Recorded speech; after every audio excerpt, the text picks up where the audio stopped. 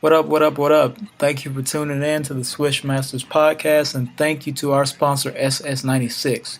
Visit ss96.net and use the promo code Swish Masters for 15% off. Yeah, that's right, you heard me right. 15% off on all store items. Hats, hoodies, t-shirts, whatever you need, SS96 has it. Also, don't forget to go and check out that music from Straight Stoner, produced by yours truly. You know what it is, Gut Gang, mobbing, sleepwalking. We out here. Thank you.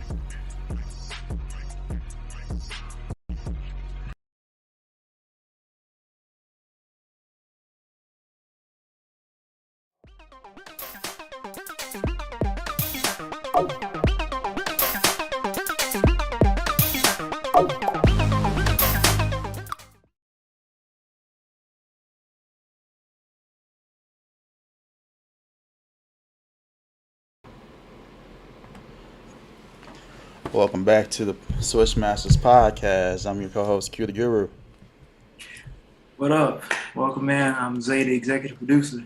Q, how you feeling, man? Doing all right. Have my headphones on real quick. Today we're gonna welcome to the podcast, everybody. Today we're gonna start off on a more somber tone. Unfortunately, as many of you probably heard this week, there was a massacre that happened in Uvalde, Texas.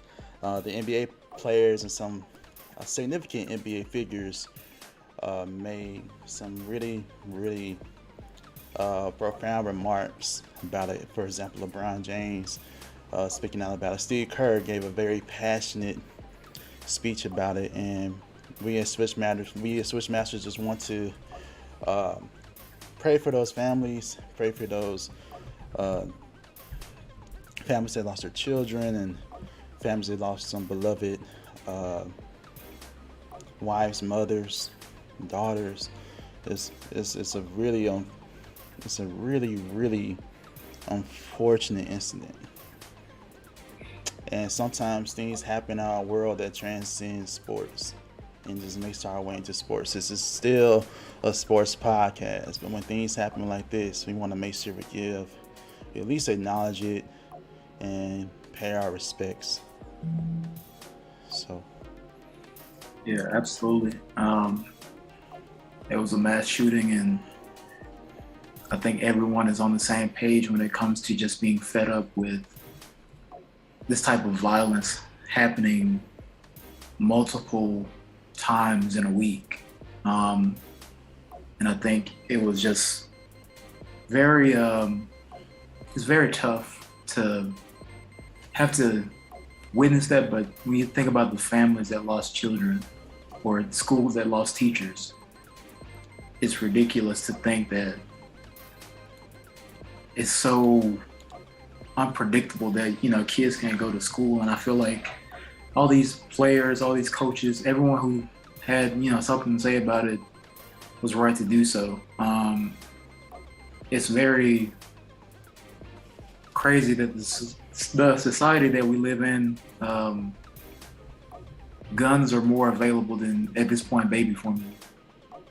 And I think that everyone was just, fed up about it. Steve Kerr, LeBron, I've seen many people speak out about it. I just scrolled through Twitter one day, and like maybe a couple days this week, and it's just been, everyone is in outrage, as they should be. And I hope that the people in power do act and make this better, or try to make an effort to make it better at least. And that's all we can ask.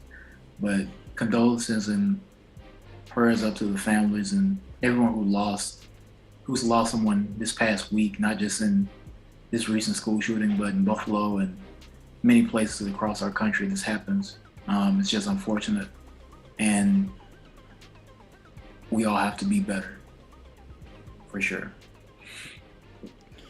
Yeah, and as you know, some of you may know, I have been a school teacher like the past 4 years, and being a teacher and being in that situation with my students, I can only imagine how those teachers felt with their students. Reported there was a teacher that literally tried to protect her students and shield them from the gunfire using her own body. And as a teacher in that environment, it just really does affect you, you know. And not only that, just if you have siblings that go to school, which most of you probably do, you probably remember yourself going to school, right? These things are happening too frequently. However, I feel like it happens so much that we become kind of numb to it, which is not right. We should not be feeling numb that these things keep happening like this.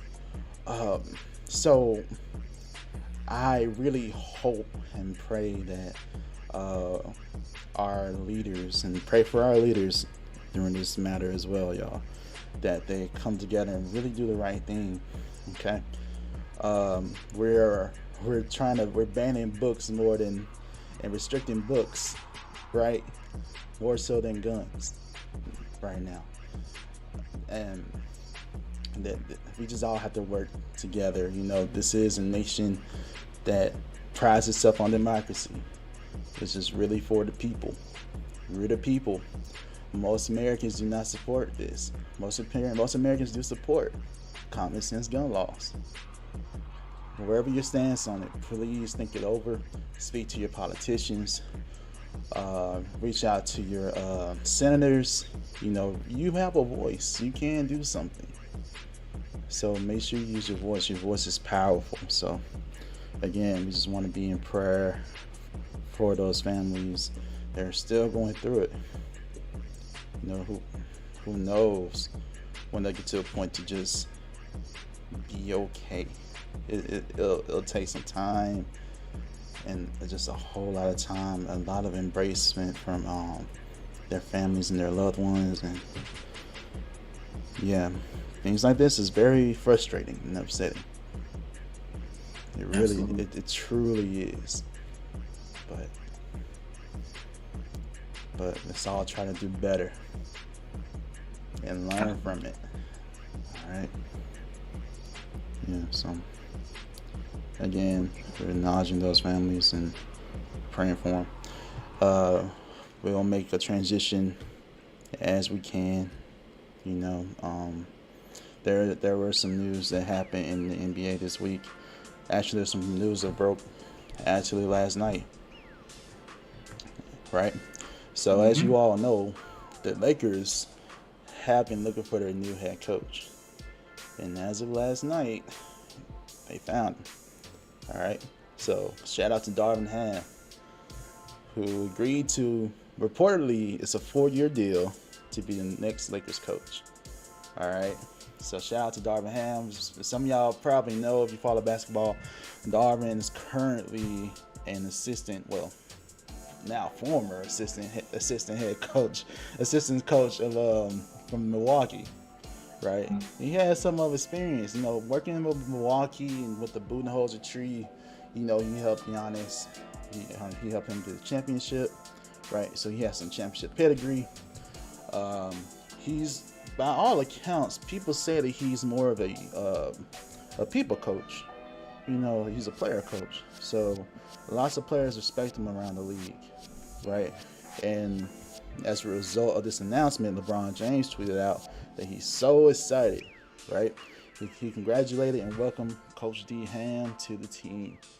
All right, so again, he's been a part of the successful trio under Coach Bud. All right, so yeah, that's some of his history. Another significant fact about him: he played 8 seasons in the NBA, so he has some experience. That also gives you some respect since you played, right? He won the championship with Detroit in 2004, right? And so the Lakers chose him reportedly after his interview. Apparently he stood out. He stood out so much that they offered him the job the next day on Friday. So, man, that's awesome. And one of the other finalists for the job were Terry Stotts, right? Quentin Snyder was supported that they wanted, but never really went to it. They're also holding out hope for Doc Rivers, but of course, reportedly he's staying with the Sixers for right now. So, anyway, your reaction to Darvin Ham, the new Lakers head coach? I think it's a good hire, man. Darvin Ham has been around the league for quite a while. Like you say, he's been on Mike Budenholzer's staff in Milwaukee, and he was also with them in Atlanta, I believe. He got his start in the league as like a player development coach, and if you think about it, that goes a lot into Giannis. What we saw him become, MVP and Defensive Player of the Year, and now NBA champion.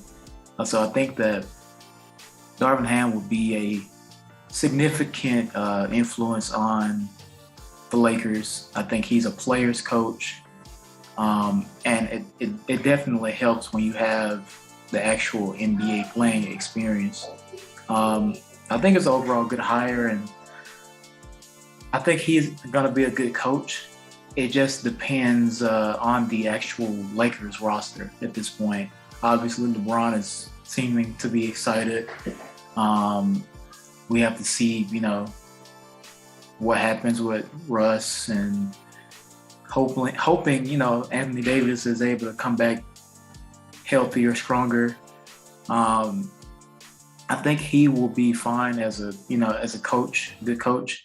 I just don't know how good the Lakers can be just not because of him, but because of roster and their other issues, not having really a way to make moves as of right now. But I like the hire for sure.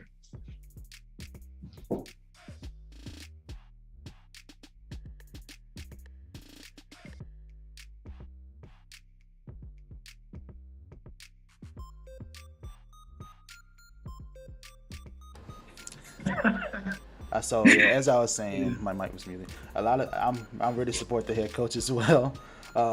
As a lot of people on NBA Twitter said, they're just happy that they did not hire Doc Rivers, which I support.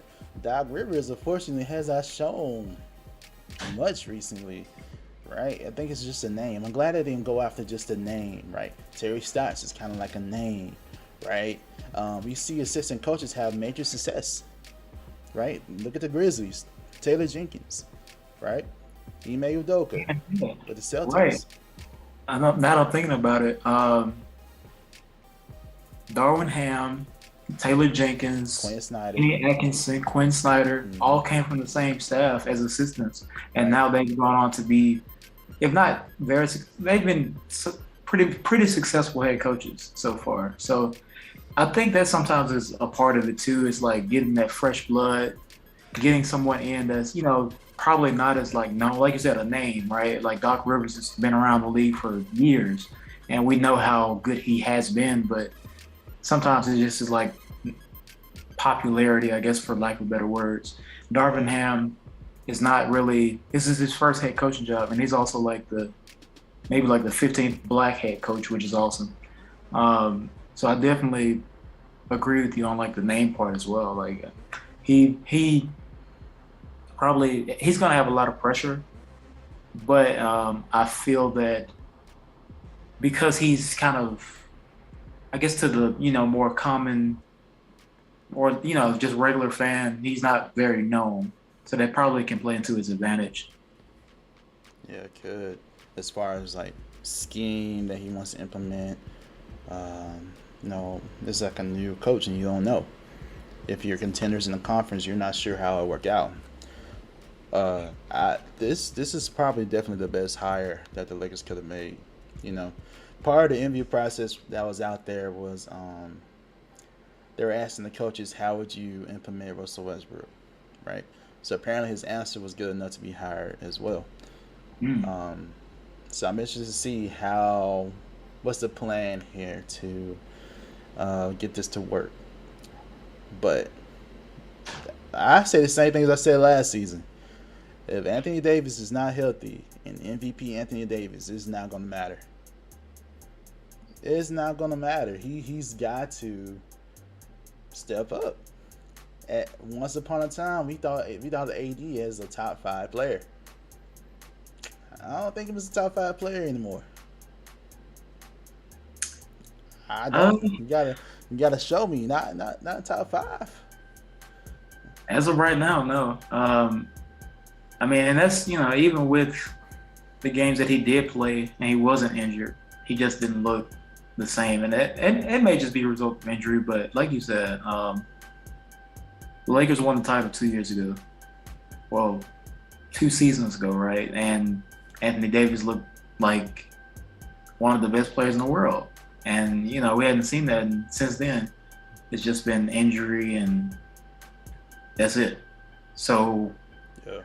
I agree with you. I think Darvin Ham has to yeah, of course you got to figure out the Russell Westbrook situation and how he fits and everything. But Anthony Davis needs to be healthy, and two, Anthony Davis needs to be the focal point because, yeah, you have LeBron and LeBron scored 30 a game this year, but you see the results still like 33 and 49 for the Lakers this season.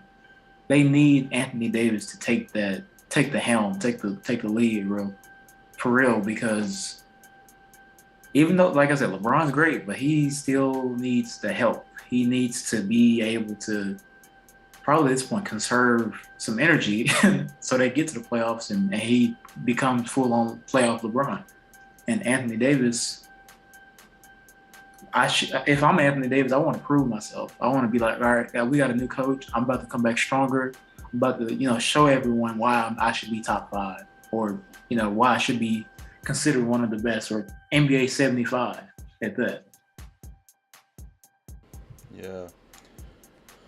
Remember, also, the Lakers literally invested their future within Anthony Davis, thinking that he would be the future of the Lakers. As of right now, I'm not sure if Anthony Davis is the future for the Lakers because he's not staying healthy enough. Because that was a plan. Like, once LeBron gets old enough, integrate him slowly, to the new offense surrounding AD, right? And have AD take over. I don't know. Ever since that championship win, it hasn't been the same. And you could blame part of this on the roster construction. True. And injuries. The roster was not the best built roster. Mm. But the expectation is when you have these superstar players that you at least make the playoffs. You couldn't even make the play-in. That's a failure. So right. Darvin Ham has a lot of work ahead of him. But I think the Lakers brass and the Lakers community is in support of him, which is a good start. Yeah, for sure. Shout out to Darvin Ham, man. I hope the Lakers are good. We don't want to see. It's weird when LeBron isn't in the playoffs. You know what I mean? Even at this time and day and age, it's just like he's. The Lakers didn't make the playoffs. They didn't get eliminated. They didn't even make it. They weren't even over 500. So, and like you said, the roster is going to be something to have to figure out. LeBron can't. It's not 2018 where LeBron's taking random players to the finals. He needs the help. So, but yeah, like I said, shout out to Darvin Ham, and I'm interested to see how this plays out. Part of it too, LeBron was still dominant, but I think part of it too is I think the league is just a little bit. It's more skilled now. It's definitely gotten better. It's more skilled now compared to back then. You could probably get away with it back then. When you have as many. I feel like there are like a lot more talented teams right now compared to like 06 or whatever, right? 07, 2007 really. Mm-hmm. Yeah, so yeah, just looking at the East and the West, and then come up with these teams. Yeah, man. It's gonna be tough. It's gonna be tough. So they have to have a better roster, and then at least figure out how they want to make this work. So yeah, again, shout out to Darvin Ham. Yeah, and the next piece of NBA news concerns the Brooklyn Nets. As you all know, Brooklyn got swept. In 4 games, they ain't win a game. They got swept. And they had Kevin Durant and Kyrie Irving. And remember, throughout the season, the Nets did go through some different things. The issue with James Harden, of course. You trade for a player in Ben Simmons, hoping that he would play, but he did not. You have Kyrie is not playing at all. He's playing sporadically. There's a lot of issues if you're the Nets. And with all this in thinking in mind, the Nets reportedly said, this is to the New York Daily News, right? They switched their stance from earlier. Early on in the year, it seemed like they were willing to extend Kyrie, right? And Harden, and KD. But a lot happened since then, like I just said. So, this is a quote. The personal decision is to not get vaccinated. They're talking about Kyrie Irving. And an unpredictable injury history have left the Nets hesitant, and now, according to a source familiar with the Nets' thought process, outright unwilling to give him a long-term extension. Again, outright unwilling. This totally does not meet Kyrie Irving's expectations. I hope you guys remember the press conference he had. It was like, me and Sean and KD, we're going to figure this thing out. We're going to build a better roster, and I'm going to be here, and yada, yada, yada. I'm paraphrasing, of course. Right? Right. So, but Kyrie definitely has hopes of getting an extension with the Nets. Yeah. But I'm going to tell you something. I agree. I full-heartedly agree with the Nets, man. I agree with the Nets. I am not giving you a long-term extension. Now, I want to remind everyone that Kyrie does have a player option this year. It's worth $36.5 million. If he chooses to opt out, he'll be a free agent. Now, the free agent market, I can see a team picking him up for sure, signing him. Just because it depends on the franchise, but I don't think he'll be a contender. I mean, there are not too many franchises that can offer good bag like that. The only franchises are like Washington or, those type of franchises. Right. That have money to spend. So, I'm not sure he's willing to do that. I think if you're the Nets, you have to have a conversation with Kyrie and be like, here, opt into your player option. We want to have you here. Right. But last season did not go the way we wanted it to go. Not at all. We invested a lot into you and this roster, right? So let's see if we can make another run at it with a fully healthy roster, with a Ben Simmons that's ready to play, with a Kevin Durant that's ready and healthy to go from the jump. The full roster healthy, right? Joe Harris will be healthier. So if I'm the Nets, that's the argument I would give Kyrie. And if he takes it, that's great. If not, if you're the Nets, I figure you'd probably be okay with it. If you're the Nets. Yeah. So I mean, I'm with you. Heck no, I wouldn't give Kyrie an extension for right now. If he's smart, like you said, he'll opt in and get that $36 million, and we'll go from there. But yeah, it was just too much unpredictability with him. I know certain journalists have been like on his case for a lot of stuff, which is understandable. He missed a lot of time, and it was just a difficult season for the Nets in general, trying to integrate him and road games, not home games. Then it became, he can play.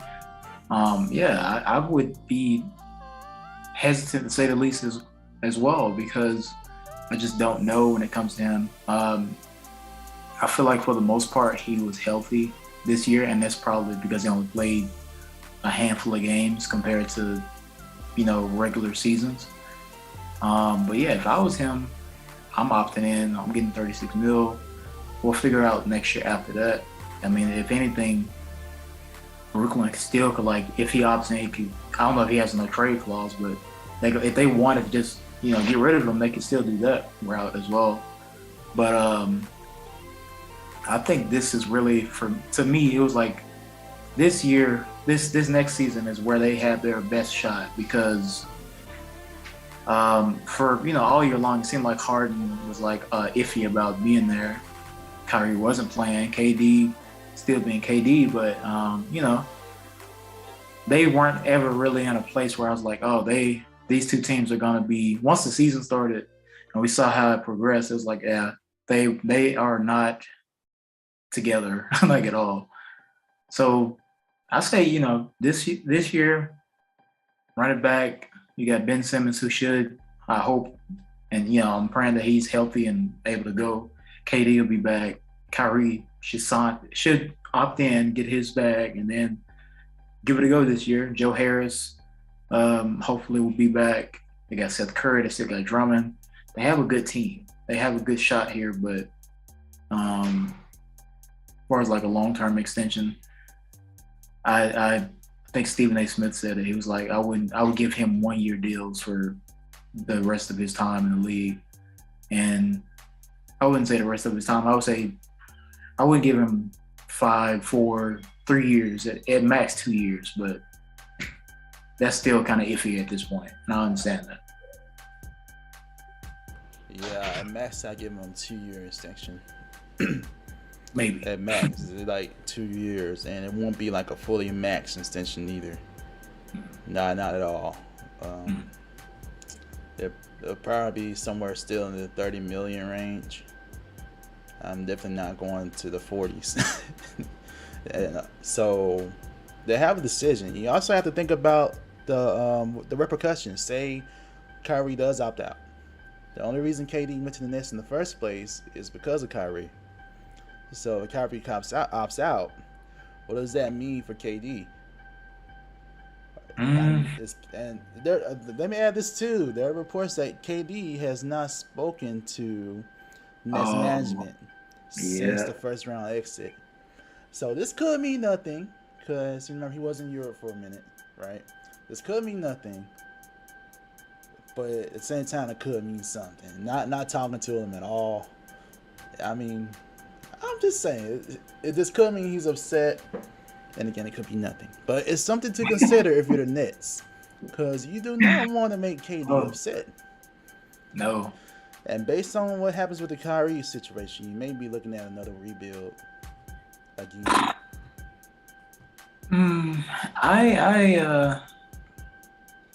That is odd. But the season is not, for them, it's not starting anytime soon. The front office should be working with him. I agree. It's kind of weird to be like, that there's a report that like, he hadn't spoke to the front office since the playoff exit, and it's like, okay, that's kind of strange. I know that I've seen him talk about, just in the past, well, OKC, he didn't really have a relationship with the management, right? And now he's understanding the business aspect of it. Shout out to KD as well for like all the businesses and investments he's made. I've been keeping up. He's been doing pretty good. But as far as what KD does, that's their priority. If anything, like if I have to choose between Kyrie and KD, my choice is obviously going to be KD. But I don't think that he's going to be. I honestly don't see him leaving if Kyrie leaves, even though Kyrie was the reason he came. But it's just kind of weird, and I hope that they get organized as an organization because it just is a weird look. But like you said, KD went to Europe, he's vacationing, and I'm sure he's back in the gym at some point, working, just getting some shots up, everything. But I feel like we'll probably hear more in the next couple weeks for sure, especially as the finals were on their way soon. Yeah, we'll probably hear more, and we'll definitely hear something about, because the next thing that needs to happen, or the next domino that needs to fall, is Kyrie choosing to opt in or out. He has 1 month left to decide, so we'll know. Sometime after the finals, we'll know. So for sure, everything hinges on that. But if you're the Nets, it's kind of unfortunate to be in this situation too, because think about all the assets you gave up, right? Before there were a team with young assets on the rise. I'm talking about the team with D'Angelo Russell and Spencer Dinwiddie, right? It's almost like, I hope this is not a repeat of the Paul Pierce KG thing with the Nets. I hope this is not a repeat. you're trying to get these superstars and win the championship now.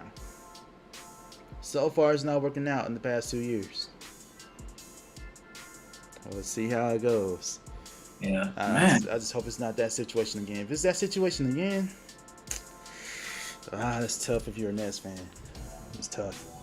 Yeah, for sure. Man, I forgot about that. How did that even happen? Like, KG. It was the Nets. I think, who was it? I forget his name right now. But he had an end with the Celtics, basically. And that's how Danny Ainge got all those draft picks, which eventually turned into like a Jason Tatum, I think, and turned into like a, that's how they got, Jaylen Brown. That's how they got so many assets from that trade.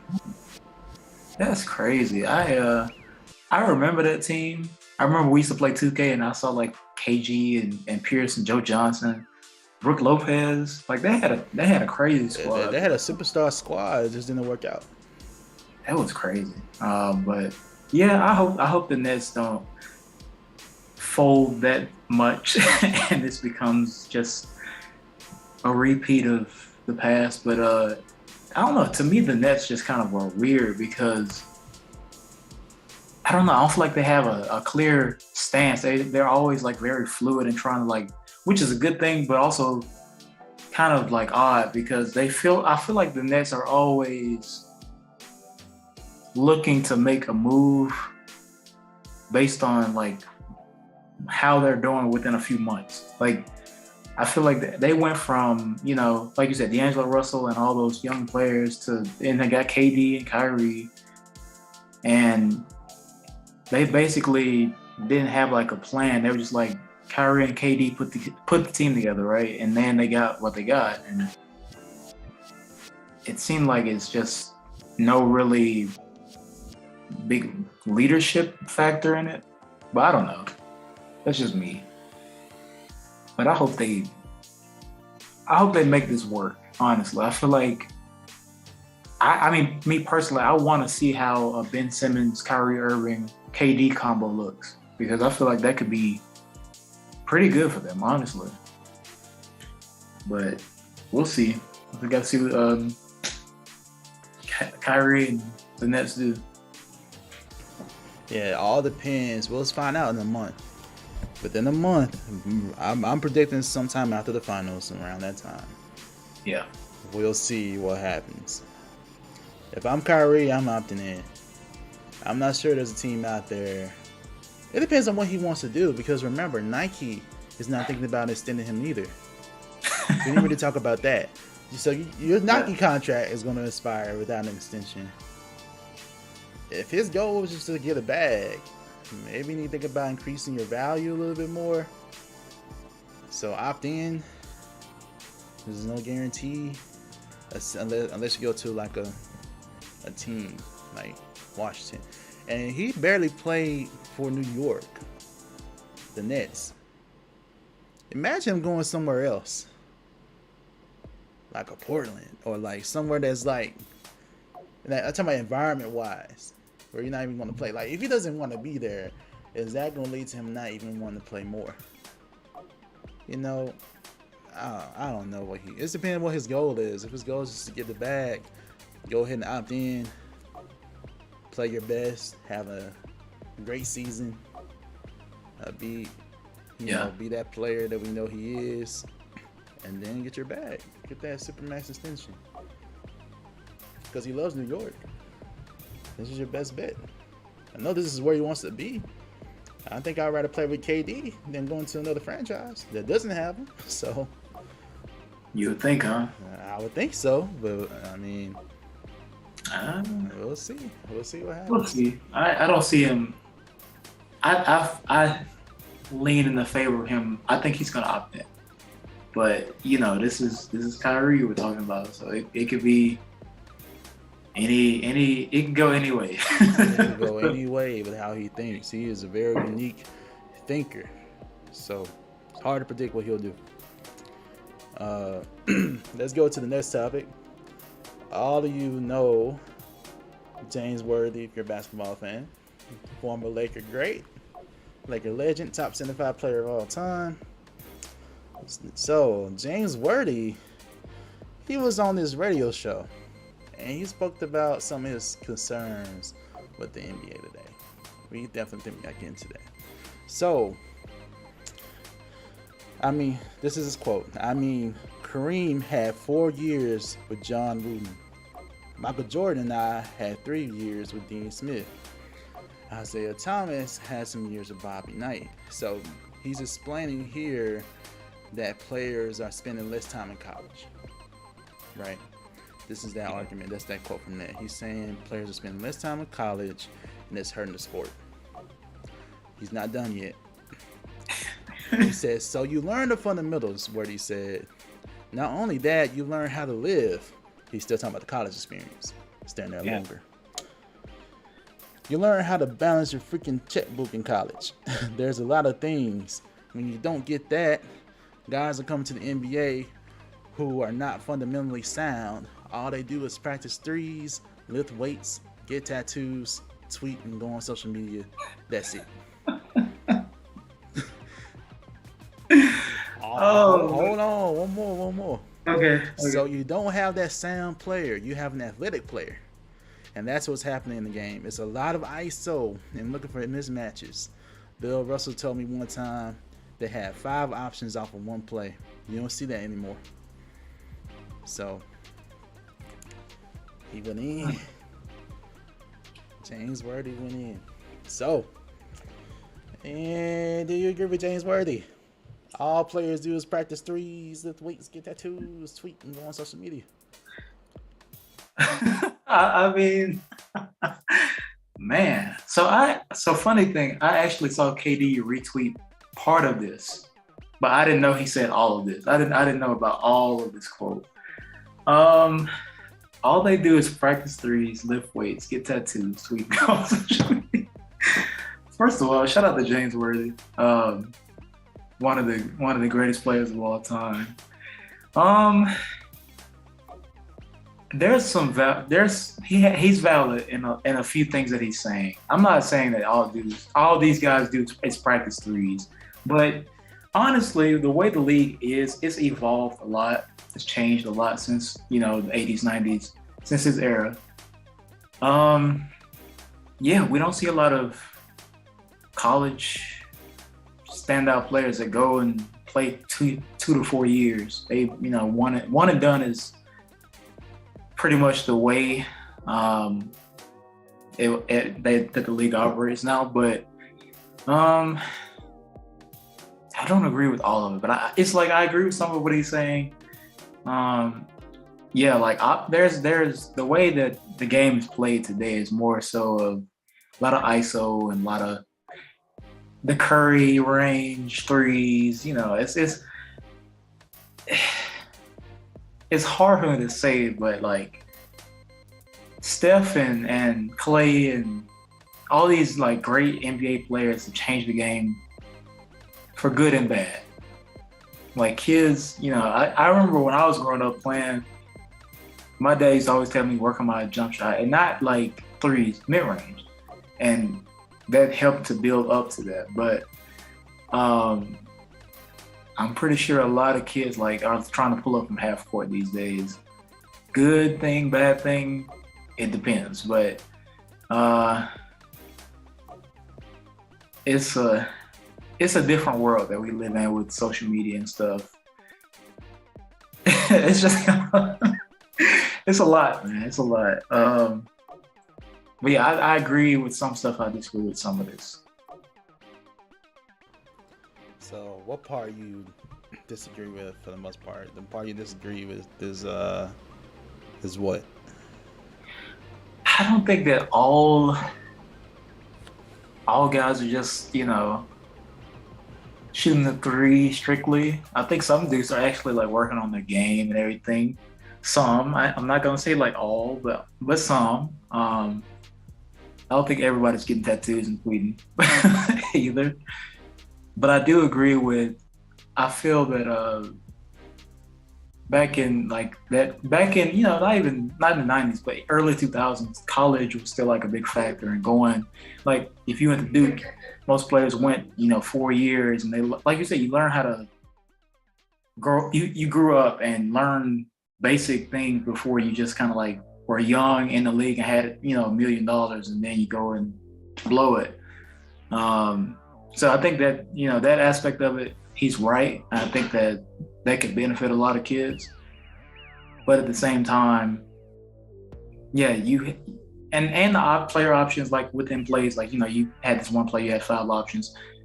Yeah, I kind of miss seeing like strategic plays and stuff, but now it's more like pick and roll, handoff, ISO. But we live in a league where we got KD and Kawhi and all these dudes that can just kill you in ISO. So of course that's where the league is gonna go. But it's just funny. James Worthy, it's not the first time he's like went off. So I'm just thinking about in the past. He's a funny guy for sure. Yeah. When I first saw this, it's like I thought like, oh man, like get off my lawn type stuff. Like the game's changed, it ain't the same. We used to do this, y'all doing that. Y'all, I mean, that's what I first thought of. But he does have some points here that I kind of do agree with. A lot of the game has changed substantially, like a whole lot. It's rare when you see someone take a mid range. It's rare. It's rare. Most of the time now, it's like either get to the key or a 3. And all teams do this. It's a copycat league. Analytics, man. Get a layup or get a 3. There's like no other shot exists. And I, like, to that point, I'm like, I get it, man. I be wishing sometimes I watch these games and I'm like, man, if you would just, you don't have to take a side step and then shoot a side step over 3, or sometimes you got the space because dudes are backing up. If you take one dribble in, mid-range pull-up is easy shot. And there are only a few guys that do that now. So to that point, yeah, but it's so rare to see. And I will say this, some of the greats, I believe the great players in the game work on all aspects of the game. Like the great players in the game today. Yeah. However, we don't have so many great players. That means everybody else is essentially doing what he's saying. I don't know if they're all getting tattoos now. I don't know they're all lifting weights. But based on what I see, they're definitely shooting 3s. We don't see a lot of post-up game anymore at all. Even from players that will do well in the post. I believe there are some players that will really benefit from the sky hook. Can you imagine Joel Embiid learn the sky hook? Bro. His bag is already deep. It is. But if he added that, because a lot of people, I think this too, the sky hook is like one of the most unstoppable shots ever.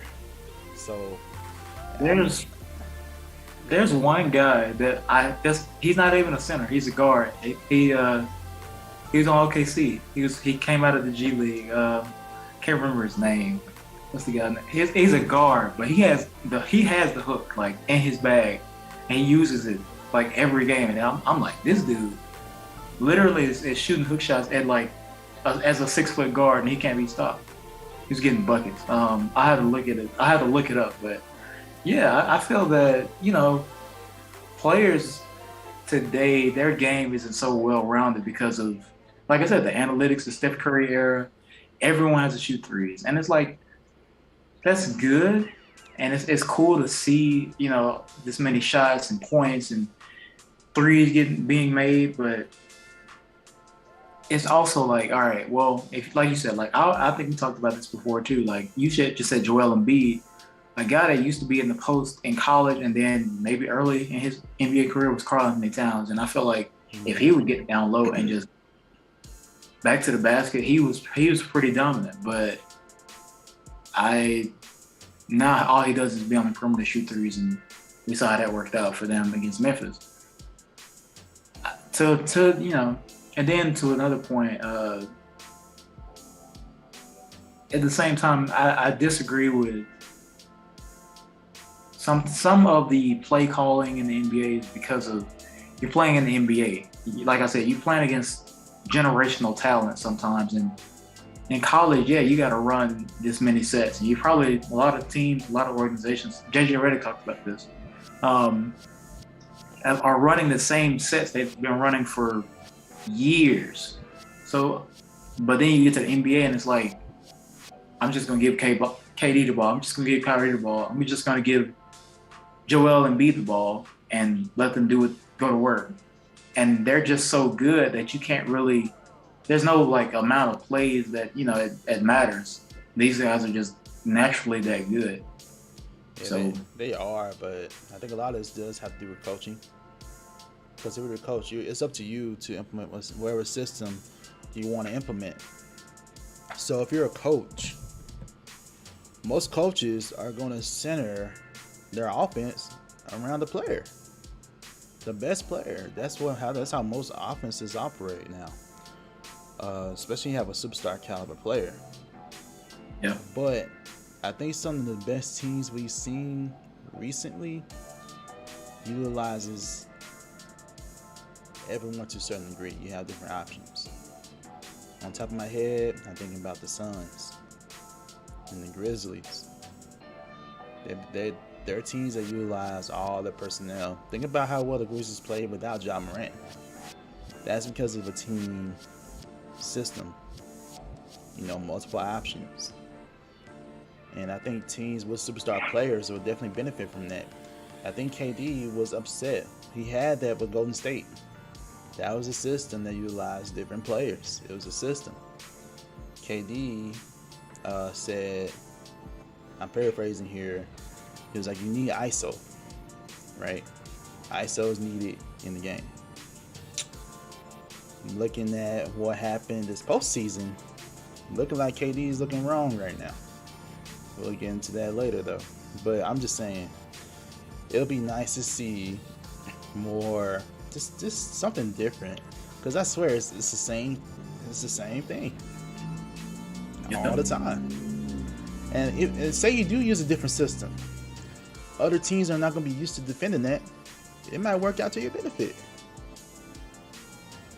that's why Golden State's so good. I mean, even though we know that Steph and Clay are going to shoot threes, the way in which they do it is not, I'm just going to dribble, step back and shoot like a James Harden, KD type situation where it's ISO. It's all within their action.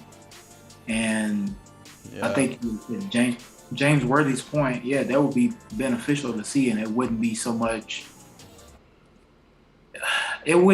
easy to stop KD and the Nets if they had a system. Yeah. And to be fair, sets, yeah, for sure. right? Like you said, like the Suns running that pick and roll with DeAndre Ayton, Crowder gets the touch. It's like, honestly, the way San Antonio has played for years, right? And they hadn't been as successful since Tim Duncan, or since Kawhi left, but they have a system with these players that are superstars, but they play within the system and they worked for years. Very successful. And if more teams will implement that type of change, that type of offense, it'll be more unpredictable. Like, you can still throw ISO in there, but if you're doing ISO for 60% of the game, yeah, I'm just gonna send double team, triple team, help on the weak side, and you're gonna get stopped. You can't do that all game long. So to that point, yeah, he's right. You can't just have one option within the offense. Yeah.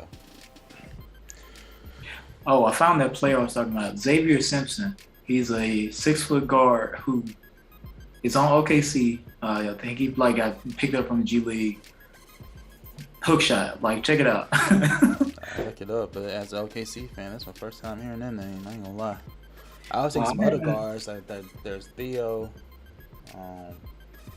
That's a one guard I thought that was kind of unknown, or Trey Man, but I don't think Trey Man, he doesn't do that at all. So anyway, I'll look him up too, I guess. My team's tanking, so we're not relevant right now. So Oh, good, man. it's so James Worthy in his interview also went to something else.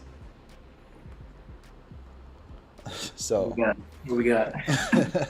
so he was asked to diagnose the issues with the Lakers. Which we all know that he was with the Lakers. This is his quote. The Lakers, I think, they have refused to build over the years. We had some good players. We had Ingram, Randall, Ball. We had tried to win quickly. In Kobe's last few years, we brought in Steve Nash, who was a bit older. Dwight Howard came in with a back injury. We traded away draft picks to try and win immediately. And I think they're going to have to really think about how they need to build. You look at Memphis. You look at the way Boston is playing right now.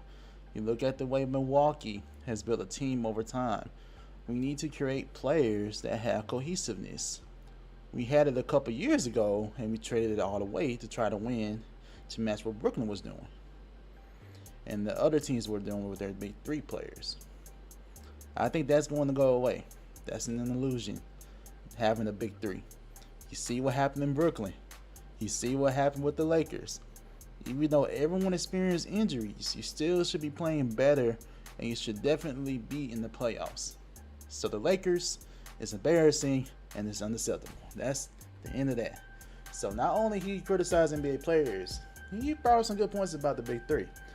So basically saying the big three is an illusion, right? He referenced Brooklyn and the Lakers as really good examples. So, do you agree? Is a big three an illusion nowadays? What do you think?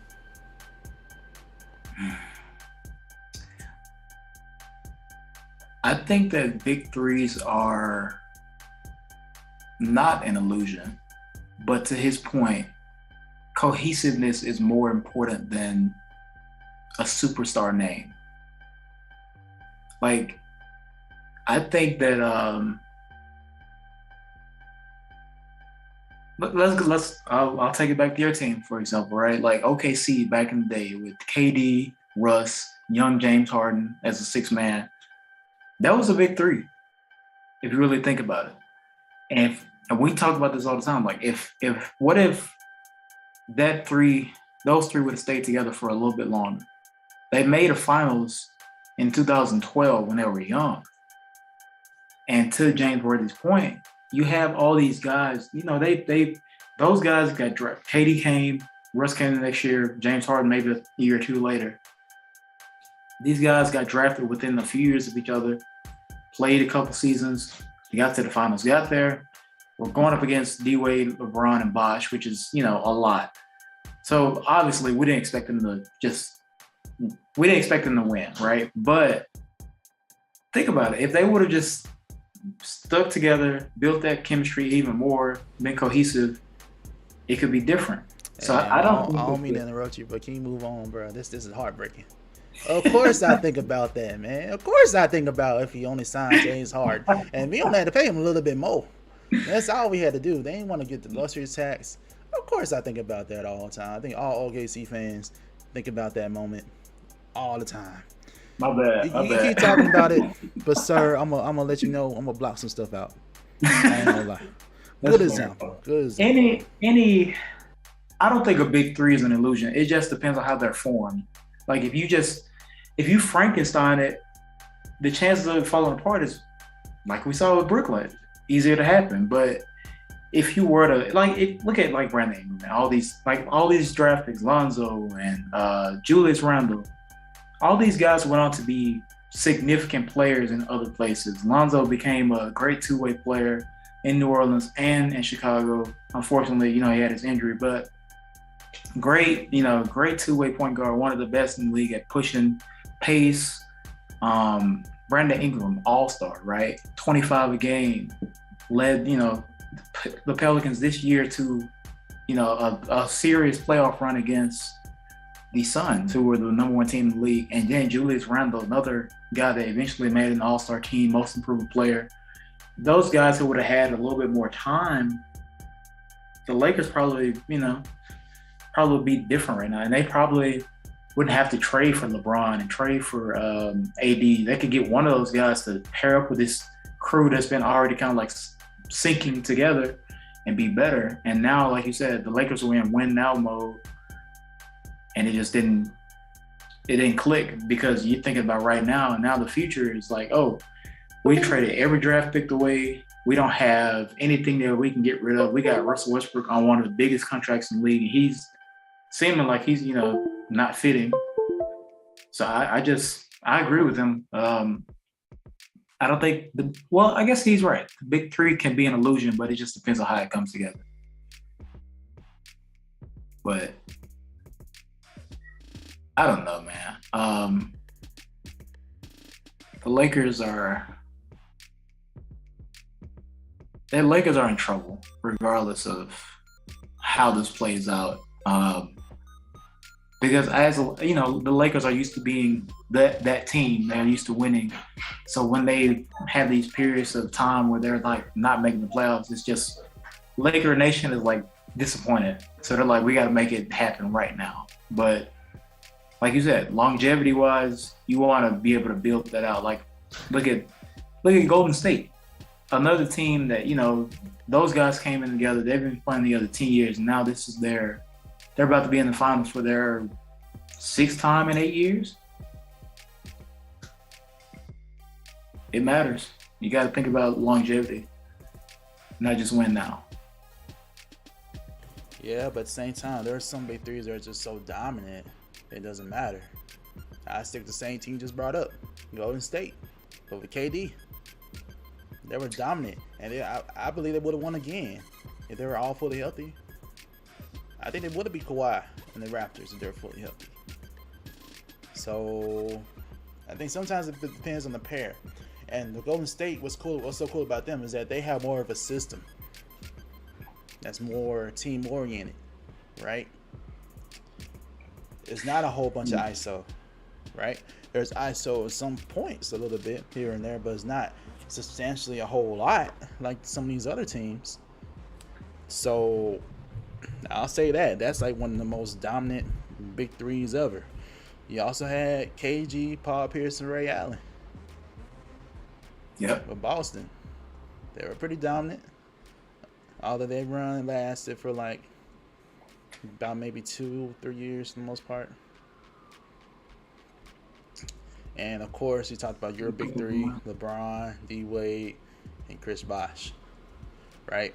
They had a disappointing first season together, but over the last couple of years, it was pretty dominant. So, yeah, it all depends. And this is one big three we need to talk about too: Tim Duncan, Ginobili, and Tony Parker. That's technically a big three. Although that was more. I always saw them as the first big three, like the real first big three, even though they didn't call them a big three. That was a big three. Like Ginobili was the 6th man of the year candidate pretty much every year if he didn't start. Tony Parker was one of the top point guards in the league, and you got Tim Duncan, one of the greatest of all time, dominating every season. So yeah, so I think it depends on the system where you have these players in, and it also depends on the talent. Sometimes talent is overwhelmingly too much. But again, what made that work for Golden State is that they had more of a system that effectively utilized all three. So having the players doesn't mean much if you don't have the system. Yeah, to your point, yeah, like you said, like sometimes it's just the talent works, right? And KD with the Warriors, but still, even with them, it's like for years they had built up that system, and then you just integrated him into it. I feel like that's a little bit more. Good point. A little bit easier to do in comparison to I guess I know we keep using KD, but I'm just like trying to think of recent easy examples. Like KD with the Warriors was like, all right, the Warriors are over here for so many years. This is how they do things. KD comes, we'll just show you how we do things. But then when you go to KD and the Nets, all right, Kyrie's here. He plays 1 year, gets hurt. And then KD comes, it's like, all right, how are we going, we're just going to do this, do that. And then James Harden comes, we're just going to do this and do that. But there was no established system for them to really operate out of. And it was more so we're building it as we go, and therefore they had a new coach too. Think about that too. Coaching matters too. How long the coach has been there? Has a coach really integrated their system and their culture? That matters. You had a good point with the KD point. No, that's just one person going to a system, right? Compared to like bringing 3 different people together. And a new coach. Yeah. And a new coach. So all that definitely matters. But really, these big threes. For sure. It's not even just about the big 3. It's not even just about the players. It's about the organization as a whole having a vision that's clear and we're going to stick to it. That's why I think with Brooklyn, it's like, I don't know what their vision is. I don't know what the plan is to build this out because they're in win now mode, just like the Lakers. And therefore, I'm giving up draft picks. I'm giving up assets. I'm giving up cash. And I'm like, still, yeah, that's good to get these names, get these talents. But how are you going to build on that and make it to be something that's a whole instead of just like, oh, I have this, and that. I'm trying to match the puzzle pieces. That's where I go with it. But yeah, I agree. Yeah. So yeah. My bad. Oh, you go ahead. I was gonna say shout out to Jay. Yeah, he said the same thing. Golden State is just stacked with talent and role players from the starter to the guys coming off the bench. So they built that team, and they're young guys like Moody the other night, just coming in and having the confidence because of what he's learned from the guys that have been in the system for a long time. They are a superior organization, honestly, because just the dominance that they've had over the past few years. Yeah, and a lot of that is due to their cohesiveness and that culture they built, which again was also kind of put in place from Mark Jackson too. It's like a continuation of that too. Steve Kerr just modified it a little bit. So it definitely depends on the culture and the system there for big threes to work. So I think we're both on the same point. Big threes are not really an illusion. It just depends on the system and the coach. Yeah, I think we're good. So now that's James Worthy. He went on that was a good interview. That was a good interview. Yeah, man. So you gotta catch James Worthy on what's the Spectrum Lakers thing? Yeah. He's on the Lakers. Yeah. That man cracks me up, bro. He'll say, catch the Lakers when they play the Celtics and the Lakers win. Oh man, this dude is crazy in the studio. I trip out every single time. Yeah. Cigars. He's ready whenever they play the Celtics. Right. He is. The last piece of NBA news is all NBA teams were announced. We're definitely gonna get into that. And there's a lot to talk about with this. So, first, let's go with the first team. You got Giannis, Devin Booker, Luka Doncic, you got Nikola Jokic, and you got Jason Tatum. Fun fact about this first team. They're all at the age 27 or younger. For the first time since 1954. This is the first time we had a 27 or younger first team since the 1950s.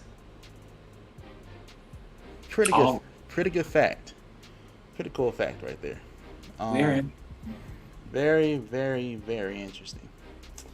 So let's continue with the first team. You also have for the second team, all NBA second team now. Steph Curry, DeMar DeRozan, Kevin Durant, Joel Embiid, and Ja Morant.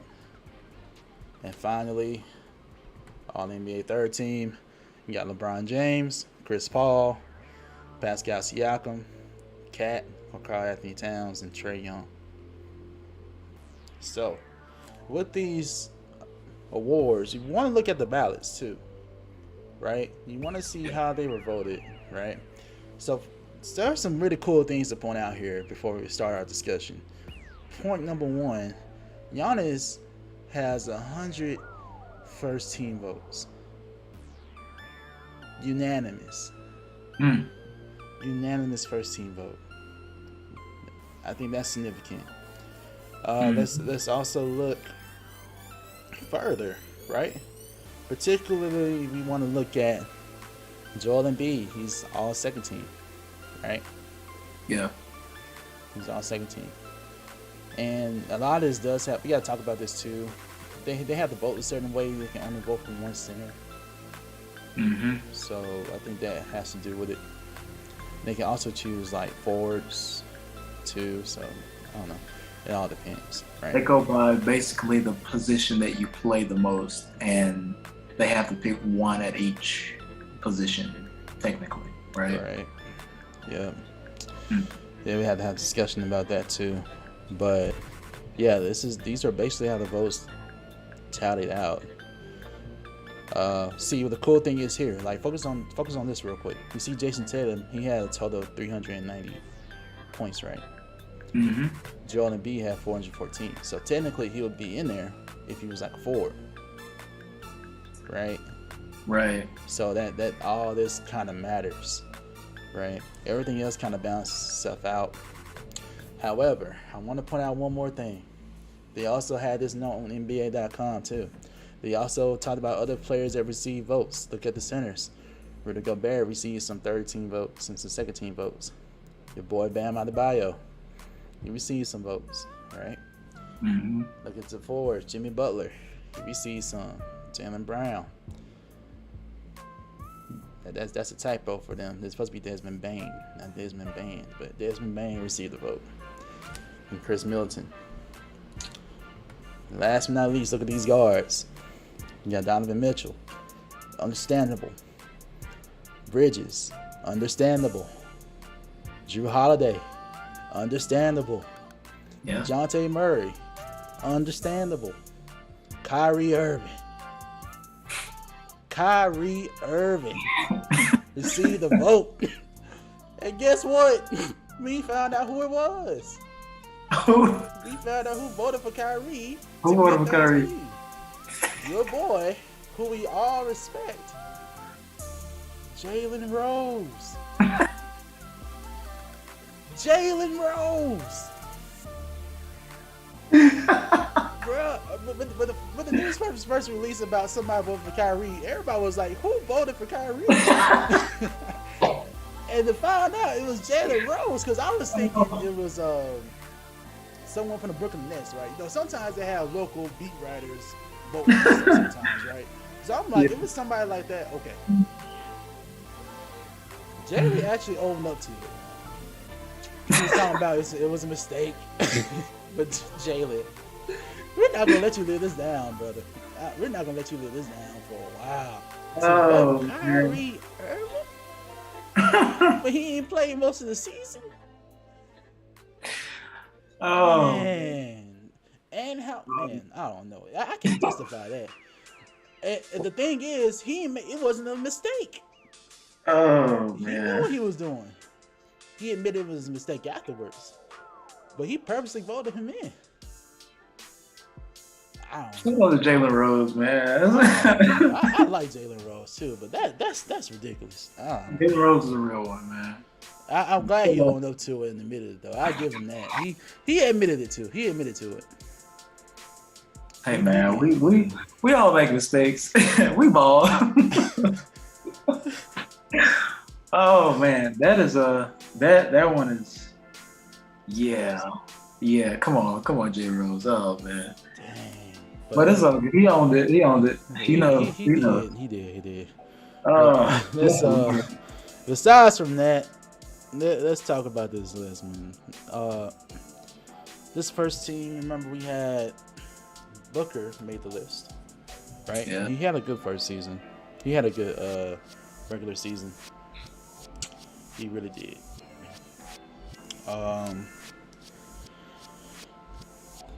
You also had the only person. So the main thing about the first team is I truly do believe that Embiid should be on this list. I believe he should be a first team candidate. He was an MVP candidate. If you're an MVP candidate, that means if you're an MVP candidate, that means you're definitely like one of the top players in the league. He was a finalist. He was a runner-up, like top 3. So he should be at least on the first team. But the fact that he's not, and that means you'll have to kick someone off. So that means, of course, I'm gonna kick off Jason Tatum, based on this right here. because he's not a guard. That's the only reason why. But that's the thing, though. I wish we could just vote. I wish I could just vote 5. This is mostly positionless basketball now. The league has changed. Just vote whoever. It doesn't matter the position. Right. I mean, that's what we do for all-star games now. It's no... You can have a starting team of guards, basically, if you wanted to, because they don't really go by the position. Like you said, it's positionless basketball at this point. It's kind of weird how the NBA does these type of rankings and stuff, because yes, Jokic's position is center, and Jason Tatum plays small forward, but he also plays power forward. But at some point, I've seen teams go and be small, and Jason Tatum can be a center, literally. So why is it that that they have to like make a gate for positions in this category or whatever? I feel like Joel Embiid definitely should be in the first team. If you finish second in MVP voting, you're like considered to be one of the top players. In my opinion, you should be like top 3 players in the league if that's where you finish up. But I agree with you.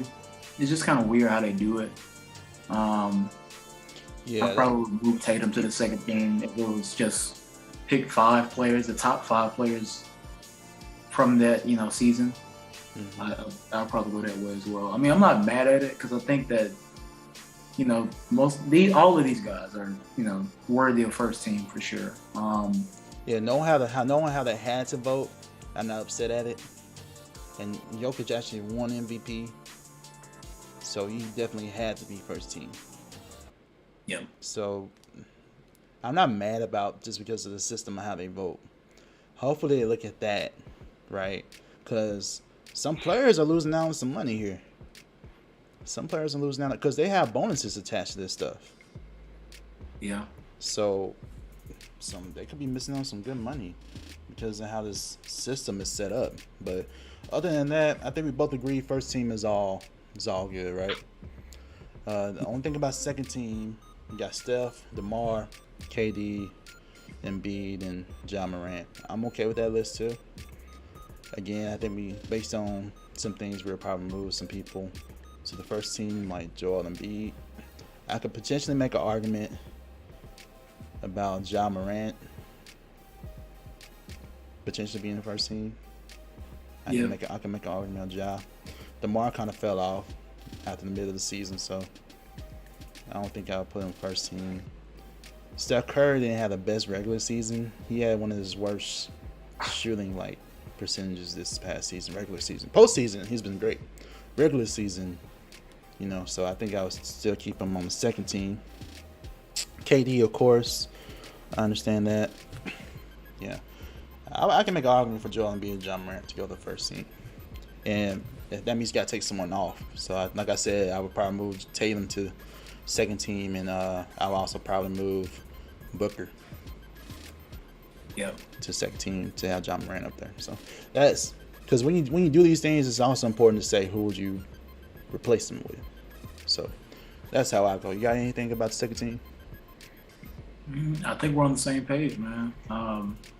For me, first team, you gotta keep Luka, you gotta keep Giannis, obviously, and Jokic. Book and Tatum are a little bit more interchangeable.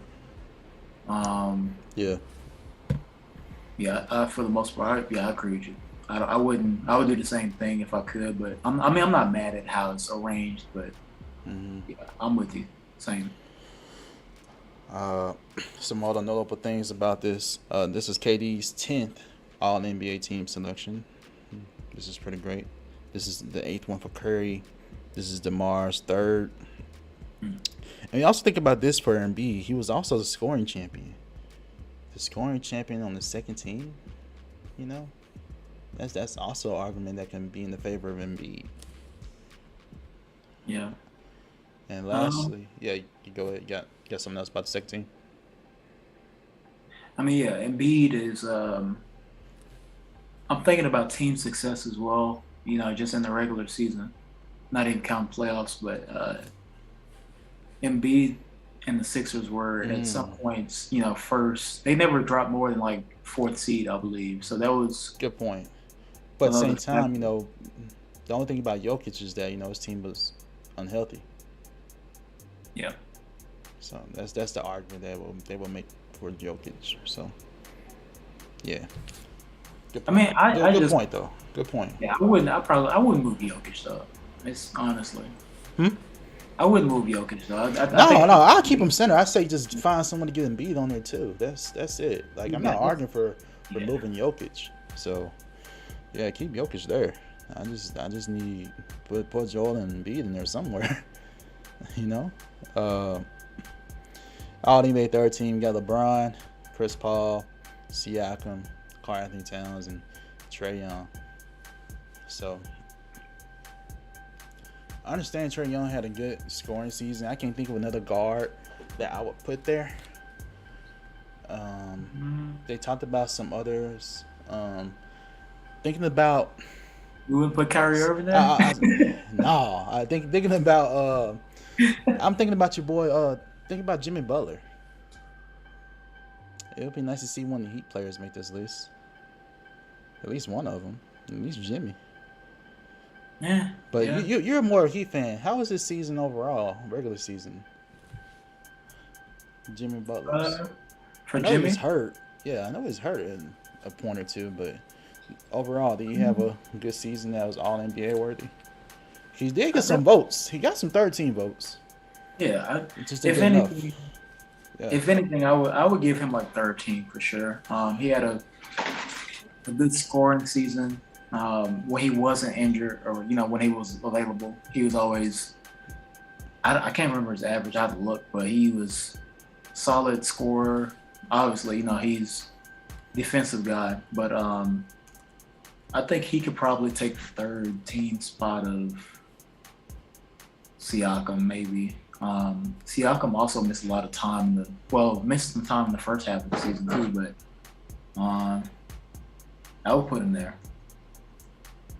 Yeah. But I'm not tripping on it. And, that's Heat culture. We don't really look for our guys to be recognized, even though we believe in them to be better than the public. So, I think Jimmy could make that spot for sure. Jimmy averaged 21 points, 5 rebounds, about 6 rebounds, and around 6 assists. He shot 48% from the field and 23% from 3. Yep. In fact, the field goal percentage is decent, about 50%. I mean, PER 23 is decent. You could probably make an argument, but I think Trae Young had a better stat season. Yeah, for sure. Looking at basketball records real quick. Yeah, he averaged 28 points, close to 10 assists, 46% from the field, 38% from 3. Yeah. Trae. Yeah, I can understand. Based on his stats, I knew that was the biggest argument for Trae. His stats, averaging almost 30 points a game. That definitely gets you some looks. And a lot of this goes by stats because clearly not everyone in the media watches every player. You have to look at stats. So, yeah. Yeah, so I don't really have many complaints. Yeah, overall, yeah, that's your all NBA team, There you solid. go. Yeah, I'm not mad at it. Shout out to these guys, man. Shout out to the first team, all 27 and younger, the youth. I think the NBA wants to push the future real quick, Yeah, the NBA is transitioning. Transitioning, man. The league is transitioning to these younger players. Y'all pray for Jalen Rose. Pray for Jalen Rose, man. Pray that God keeps his mind. And, help him be mentally sound and avoid and be safe from all the haters. Because people are trolling and dragging Jalen Rose. They're dragging Jalen Rose on NBA Twitter, man. I got mad respect for Jalen Rose, man. Hey, he made a mistake. Let him be, people. Let him be. Let him be. Kyrie, in his defense, if Kyrie plays, he could probably be all NBA pretty much whatever season he played. Right. I mean, yeah, we all know that. Yeah.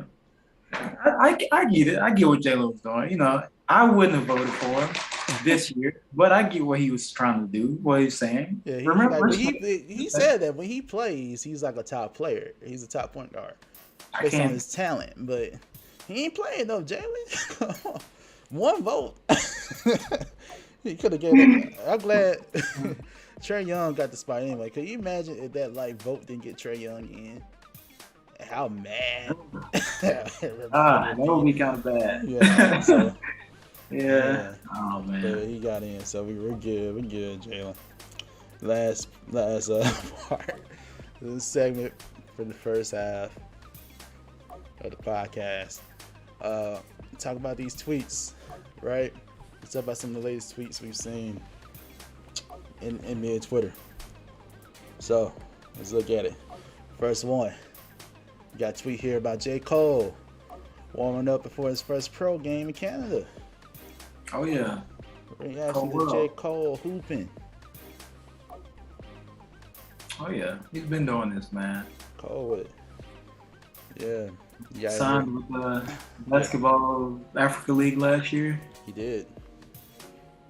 Oh yeah. He actually had his first bucket a couple days ago, first game. Shout out to Cole, man. I always knew he could hoop. I always saw him at Chris Brickley's training with Bron and J.R. Smith, all these different NBA players. So I know he has the talent. It's really dope to see him do this, you know, transition from music to basketball, then drop another album, and it's fire. So shout out to Cole, man. You know, big fan. Same here, fan of J. Cole. Again, we don't see too many people do this. I mean, off the top of my head, we've seen Master P play in the NBA a little bit. And you have some NBA players turn rappers. Think about Shaq dropping the album. Kobe dropped an album. Damian Lillard, of course, right now is that player who is a rapper and player. Like, he's that dude right now. So, Dollar, man. Dame Dollar. I will faithfully listen to Dame. Dame has bars, bro. Yeah, he's definitely like the best basketball rapper out of all the people I just named. I mean, Master P. I'm talking about basketball players. Yeah, rappers. That's what I'm talking about. All right, Master P is another category. You know. All right, so shout out to J. Cole. Another tweet that we got here. Remember, we just talked about the All NBA teams, right? Yeah. So now let's think about 10 years ago. 10 years ago, you had CP3, Kobe Bryant, LeBron James, Kevin Durant, and Dwight Howard. And, 10 years forward to today, you got Devin Booker, Luka, Jason Tatum, Giannis, and Jokic. All right, so basically, who you got? You got the All-NBA team from 2011 and the All-NBA first team from 2021. What are you picking on? Oh man. I don't know. People might think. I'll say this first. 2021 got some size to them. Yeah, they do. Like, Luka is a big guard. Yeah, absolutely. Like, I think we should take this by a matchup base. So let's do Luka and CP3. Unfortunately, we saw that in the playoffs, but that's an older CP3. This is a young prime CP3 right here. CP3. But still, CP3 is the same size. I mean, Luka. Still, yeah. I mean, right now, I got to give the edge to Luka with that matchup. What you thinking? But I think CP3 will find the best way to effectively use everyone on that 2011 team. I think he's the best point guard you can have for that situation. To get Kobe involved, to get KD involved, get LeBron involved. I think he's the best point guard for that. I think Luka's more talented, but I think CP3 would be more effective in his role. So I think I might go with CP3 for that one right there. I don't know. What about you? As far as the matchup, Luka, and we got a glimpse of that. I mean, not this version of Chris Paul, but Luka is a monster. He's got size. He can score pretty much any way he wants to. Mm-hmm. So I feel like he would be able to outscore Chris Paul, and not, he's not a cone like Patrick Beverly said, but um, it would be hard for CP3 to slow him down. But, Oh yeah, because it's the size, man. It's only the size that matters here, man. I know Luka would definitely outscore him, but I like Chris Paul as a legit point guard position to get everybody involved, though. yeah, That's I'm my still only argument. I'm the same with you. I mean, if we're going one-on-one matchups within each of these, Luka wins it, but CP3 does better on this team. Yeah, I think that's where we are so far with that. I think this next one is pretty solid. You got Kobe and Devin Booker. I think we all on the consensus here. The Mamba is going to destroy Devin Booker. It don't matter who he's guarding or who's guarding him. He's going to destroy him regardless. Yeah, even if Giannis is guarding, because Giannis is probably the best defender on that team. I take that back. He is the best defender. He is the best defender on that team. So, man, probably gonna cook Giannis.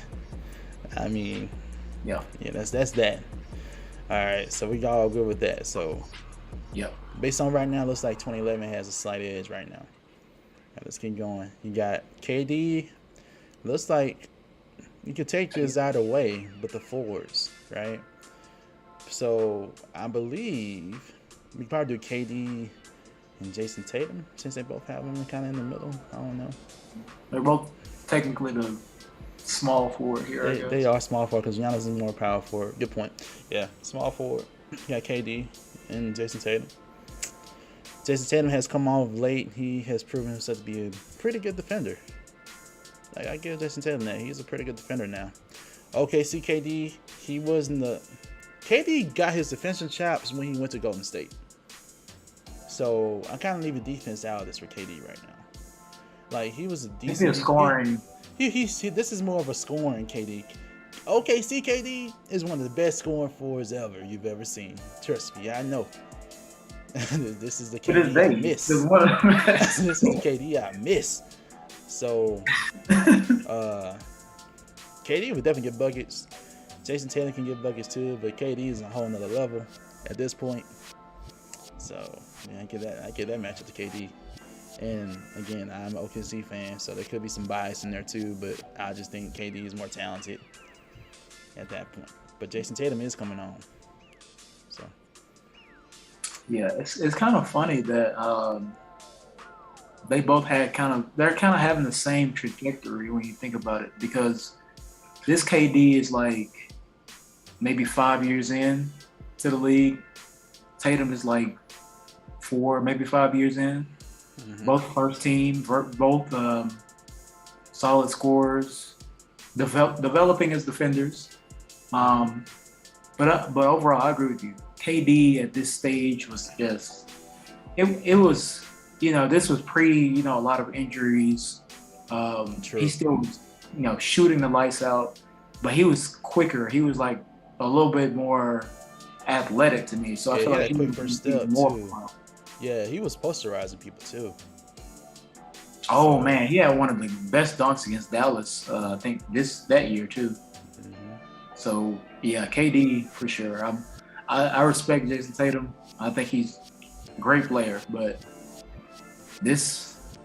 I'm looking at both of these teams, man. I'm like, I already know who I got to.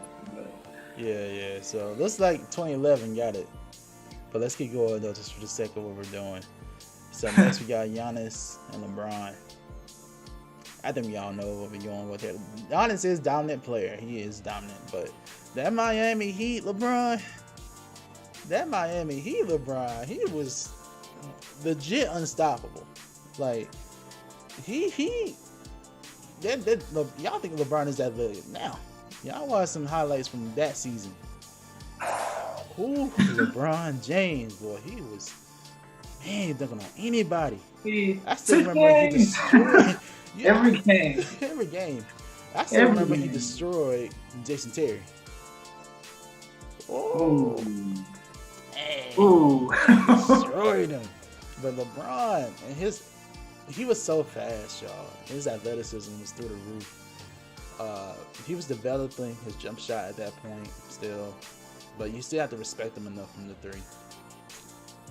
And his athleticism just pushes him up there. I mean, y'all know Giannis is athletic too. He is literally the Greek freak for a reason.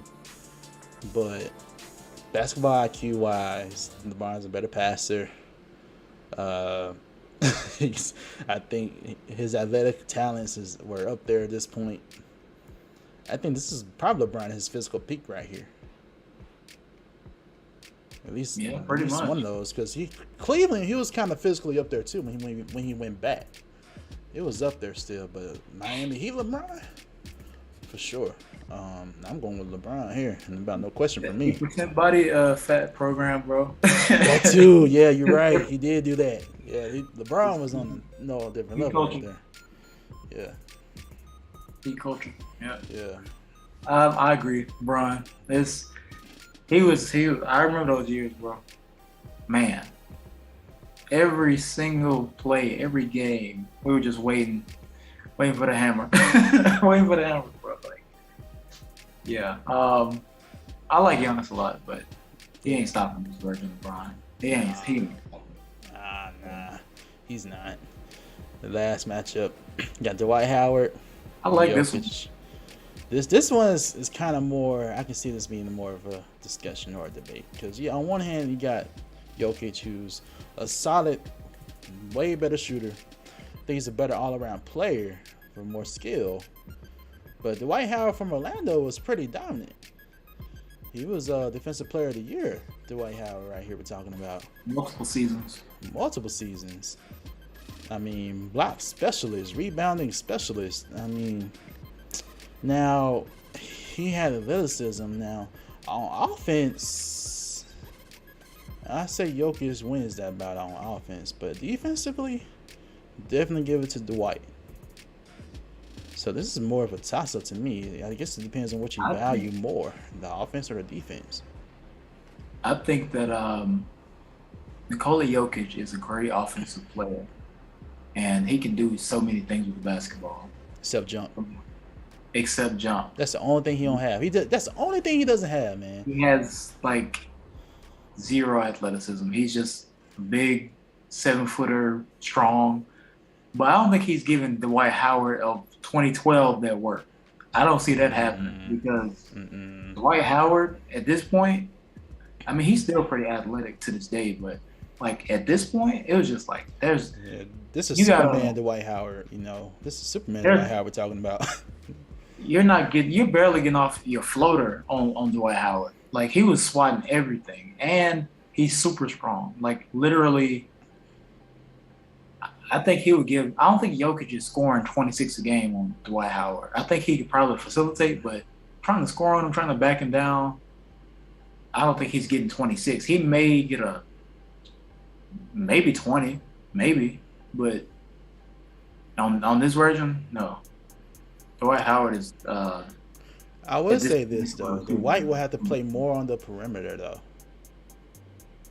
just because you have to respect the spacing now. Dwight is a great interior defender, rim protector.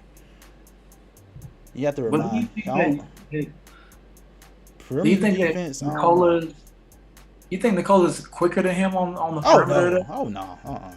I think he could keep up with him though. I feel like Nikola's crafty, but he's not blowing by Dwight Howard on the perimeter still. Even at this, man, I just don't see it, man.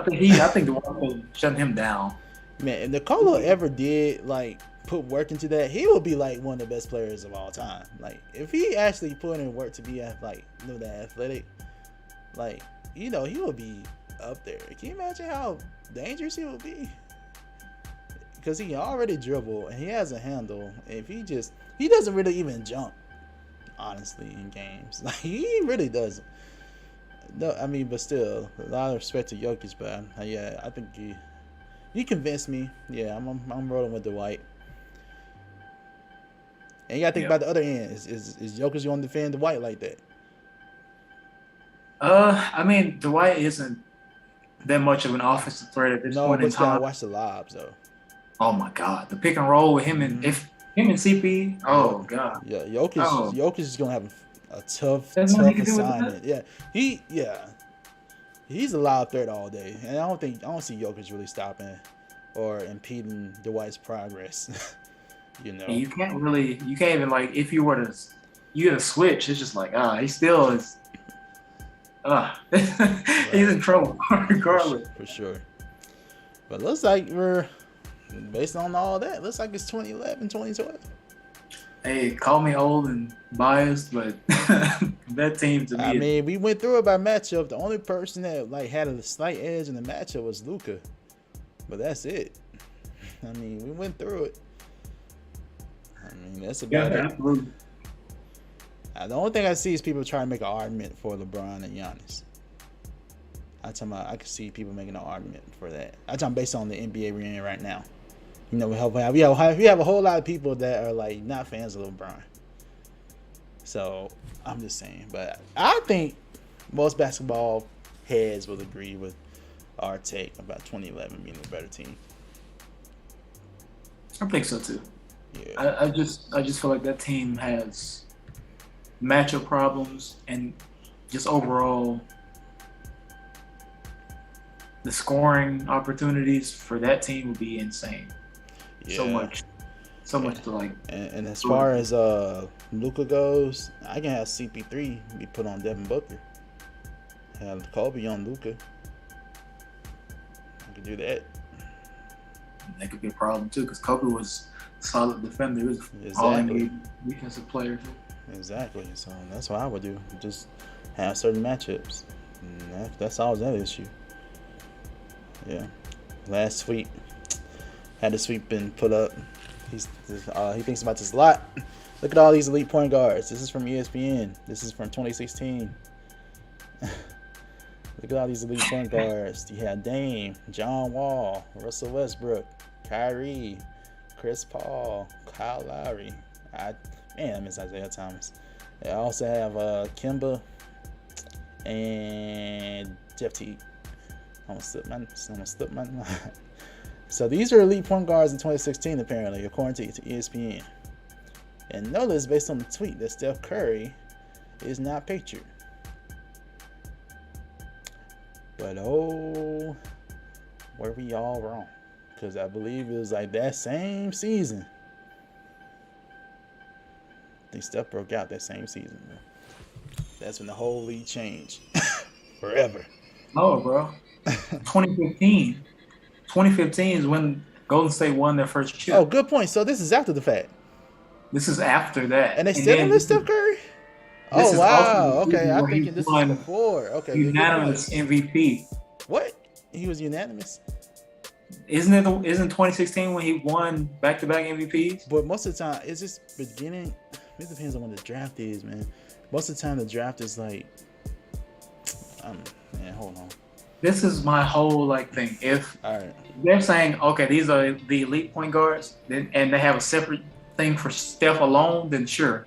But if they just said this is the most elite point guards in the league and just left them off, I'm like, okay, somebody got fired this day, because there's no way you don't put Steph on this list. All right, so I'm looking. Let me think. All right, so 20. Yeah, he won it. That's crazy. Okay, so Steph won it in 2014, 2015. He also won it in 2015, 2016. Right.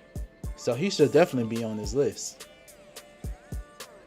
So I feel like somebody at ESPN got fired because this graphic does, unless they have a separate one for Steph alone saying the most elite point guard. No, this is elite point guard. So I think at that point, everybody was on the same agreement that Steph Curry is an elite point guard. I mean, if you went back-to-back MVPs. Back-to-back. Unanimous. The first unanimous MVP. Mm-hmm. Now, Russell has breakout season that year. He did. 2016, 2017, Russ won MVP. I'm not really. Now, Russ was he had the best season almost ever as a guard. I don't know, and you don't see Harden here either, but he was a shooting guard for the most part. Yeah. Because Harden was dominated with the Rockets at that point. But he was he still technically was Yeah, he's still technically a two guard. Yeah. Like when he goes to Hall of Fame, it probably is a two guard. Like we all gonna think of him as a two guard at the end of the day. Yep. I think this is tough, but I also have another point of gripe with this list. Even if it's elite, I don't think Jeff Teague's elite. Now he had a good season with the Hawks. I remember those years. Budenholzer. Yeah, Al Horford on there. Yeah. Jeff Teague and some other good players too. It's in my mind right now. But Jeff Teague, I feel like did he get All-Star one time? I'm not sure. Maybe I think he made one All-Star nod. Yeah, I think probably one from those years. But other than that,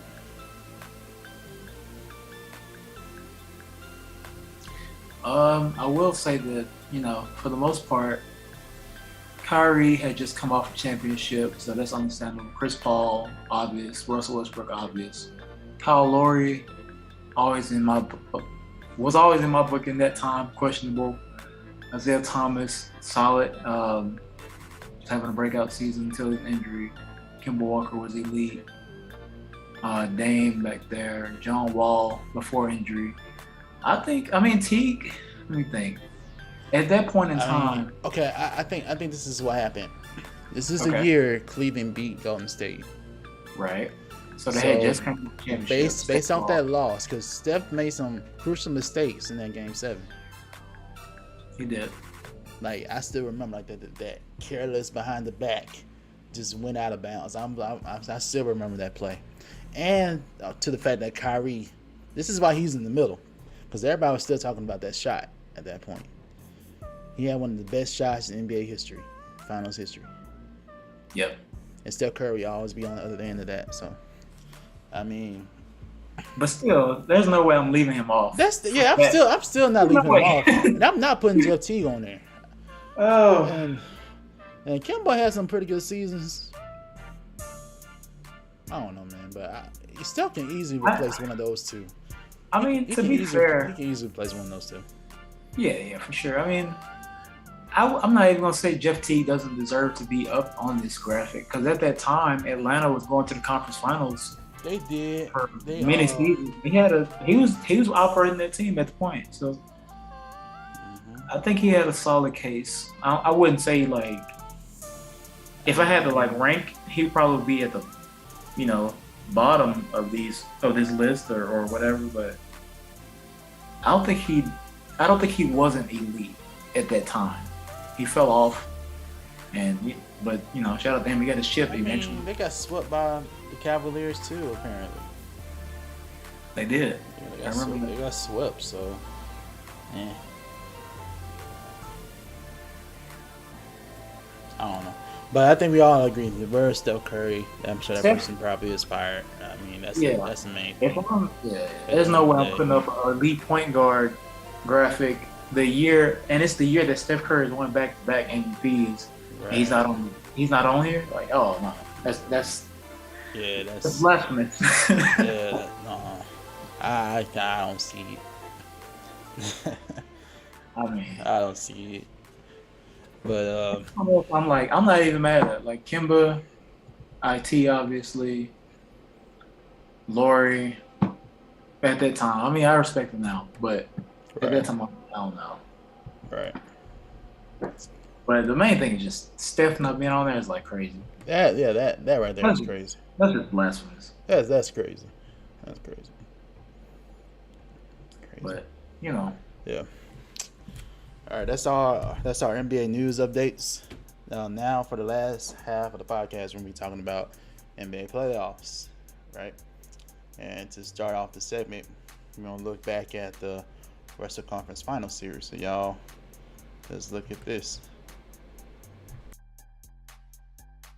That game 5 is underway, and the Warriors will control it. Doncic spin, dribble, lost it, stolen away. Curry gets it. Downstairs to Wiggins, and a two-hand slam. We've never seen a player like Curry. Brought up the right side of the floor by Steph Curry. Curry fakes a pass, will let it fly. Straight away three is good. doesn't need much time to get that release off. Luka low left. Mooney is defending him here in the situation on the block. 11 seconds left now. Luka put it down. 2 dribbles, spins, shoots, and the old Dirk one-legged fadeaway banks it home. Trying to create a little bit of room. Don't let it bother you. Like, that's a hell of a quarter. We're challenging every shot down there. You guys are physical, you're sharp, and down here the ball's moving. Just keep doing it. Picked up by Curry. 2-on-2 with Thompson. Curry out to Clay. Off the break, right side, in rhythm, a 3. Thompson fired. Clay Thompson cannot miss. 19 points. And the Warriors have their biggest lead. 5 threes for Thompson. This is a guy who's really gotten it going in this conference finals versus Dallas. He doesn't need any more confidence. Off to Wiggins. Here he goes. And down it goes. Woo! Wow. Dug out by Looney. 3. Bullseye. They're on their feet, and their Warriors are going to the NBA Finals again. It's my honor to present this trophy to the Western Conference champions, the Golden State Warriors. How's it feel? Feels amazing. Really feels amazing. Back on the big stage where we belong. Come on now. Back in the finals. It's a dream. Couldn't even run at this point last year. The Irving Magic Johnson Trophy goes to your very own Steph Curry.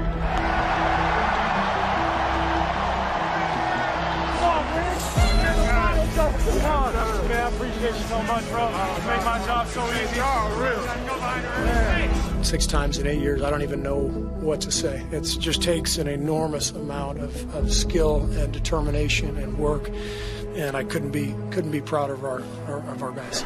We back! Right back where we left off. You know, they said we done. Not so fast, ladies and gentlemen. Not so fast.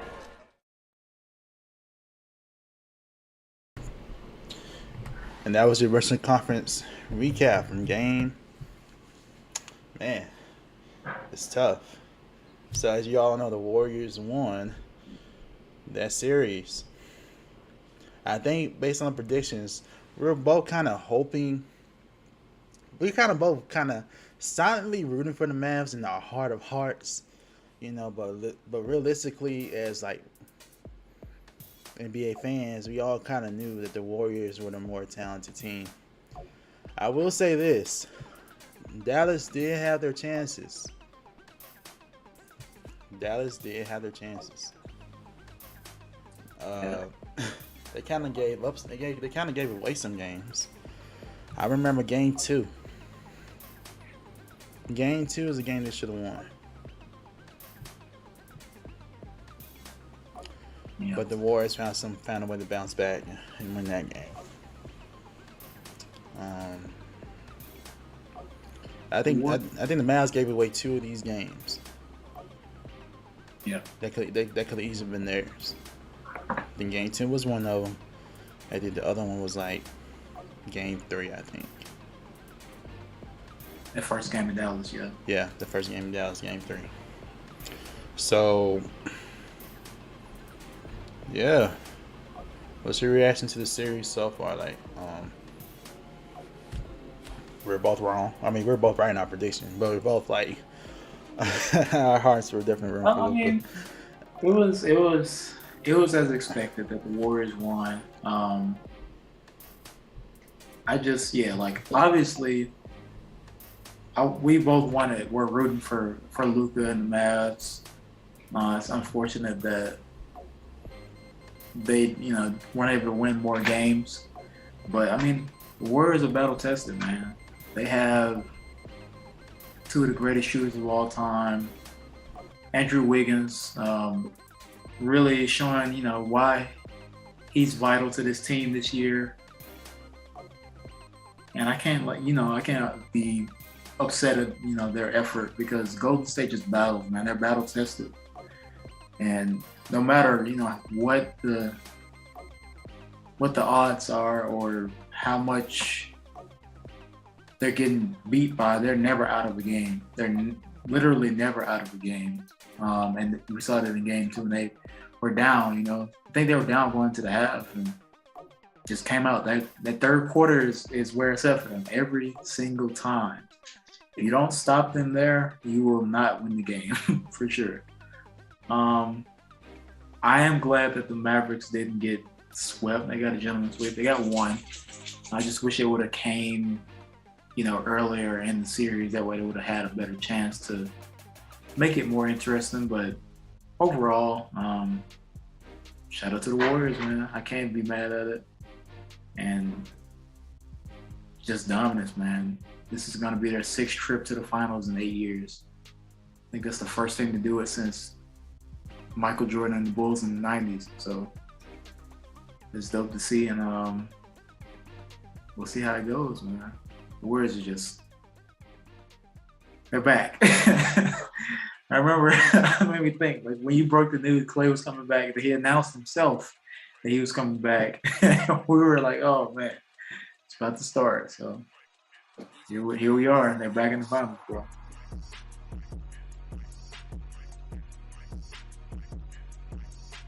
Yeah. He figured it out. Like,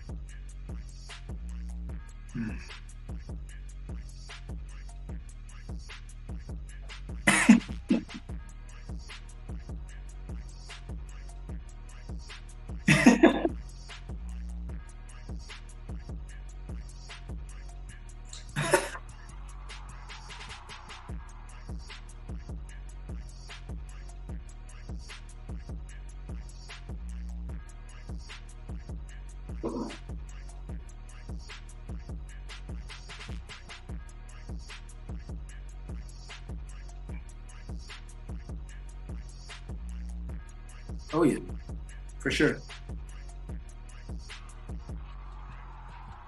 I was watching that, like I literally was sitting here watching the game, and I was like, all right, here comes Wiggins to the rim, and I'm like, all right, he's about to get fouled. Nope, he just keeps going, throws it down. I'm like, oh my god, I thought, well, am I playing 2K? Like, is this real? Like, he really dunked that hard, bro. I was like, man. Yeah, but Andrew Wiggins, I think a lot of people have said it too.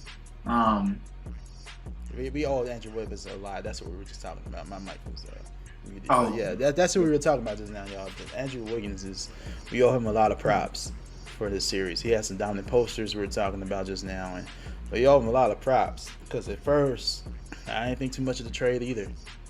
This is Andrew Wiggins. He's not. It's because he got that first. It's almost like what Shaq said. He was a first overall pick, so we expect him to be at this tier, right? But he's not. He has talent for sure, but he's not at that level. But he's still a good player, and he's a great player for what they do. Remember, before KD joined the Warriors, I fully believe anybody could have stepped in that role, and they still would have been title contenders. For example, say instead of KD, they got like a Paul George. I think they still would have been contenders, right? Yeah. I believe it's like a plug and place type thing. I mean, so it's just a system, and because of that system, Andrew can really thrive there. He doesn't have the pressure of taking the last shot, right? He doesn't have to deal with the pressure of getting a certain amount of points. He can score if he needs to.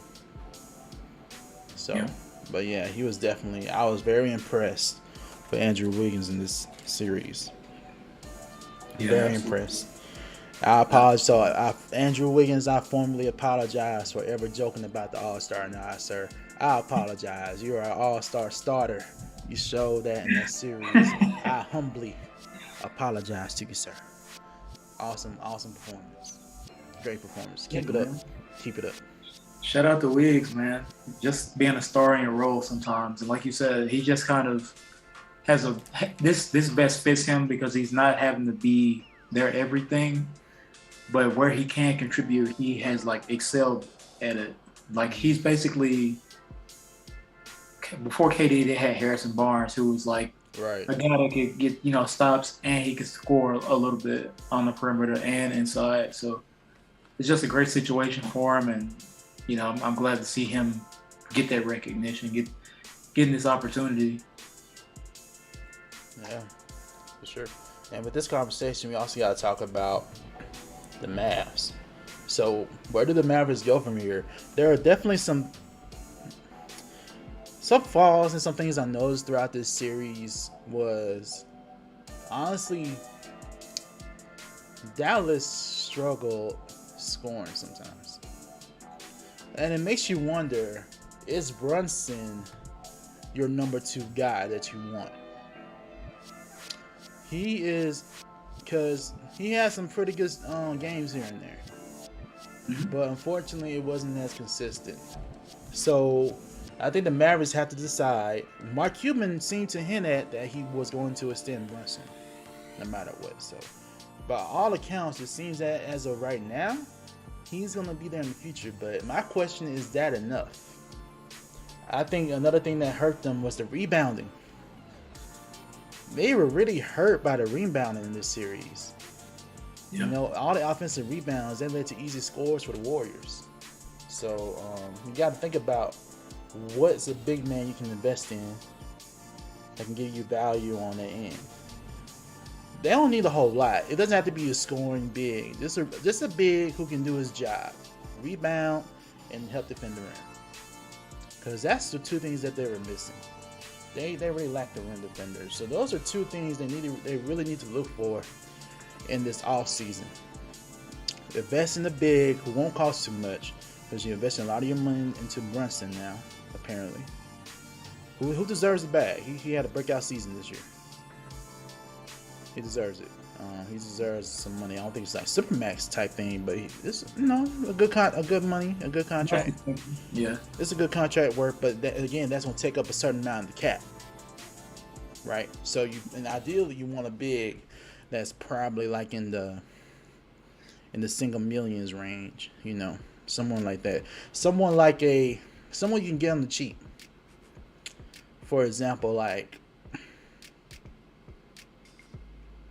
so imagine they could get someone like Thomas Bryant comes in my head, for example. He's that's like a cheap big you can get who can get rebounds, and there are probably like other bigs on that tier, and there's plenty of them you can probably get. So that's what I think they should do.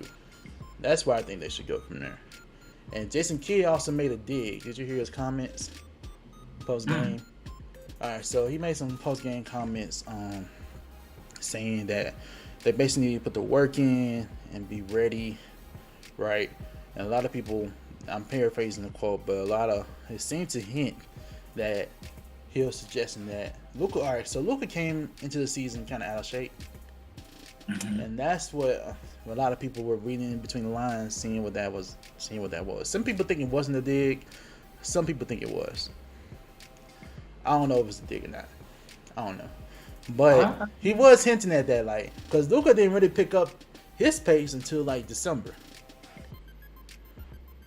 but he was more in shape. So yeah, I don't disagree with him. I mean, Luka, and the better he is, the better his ability to carry.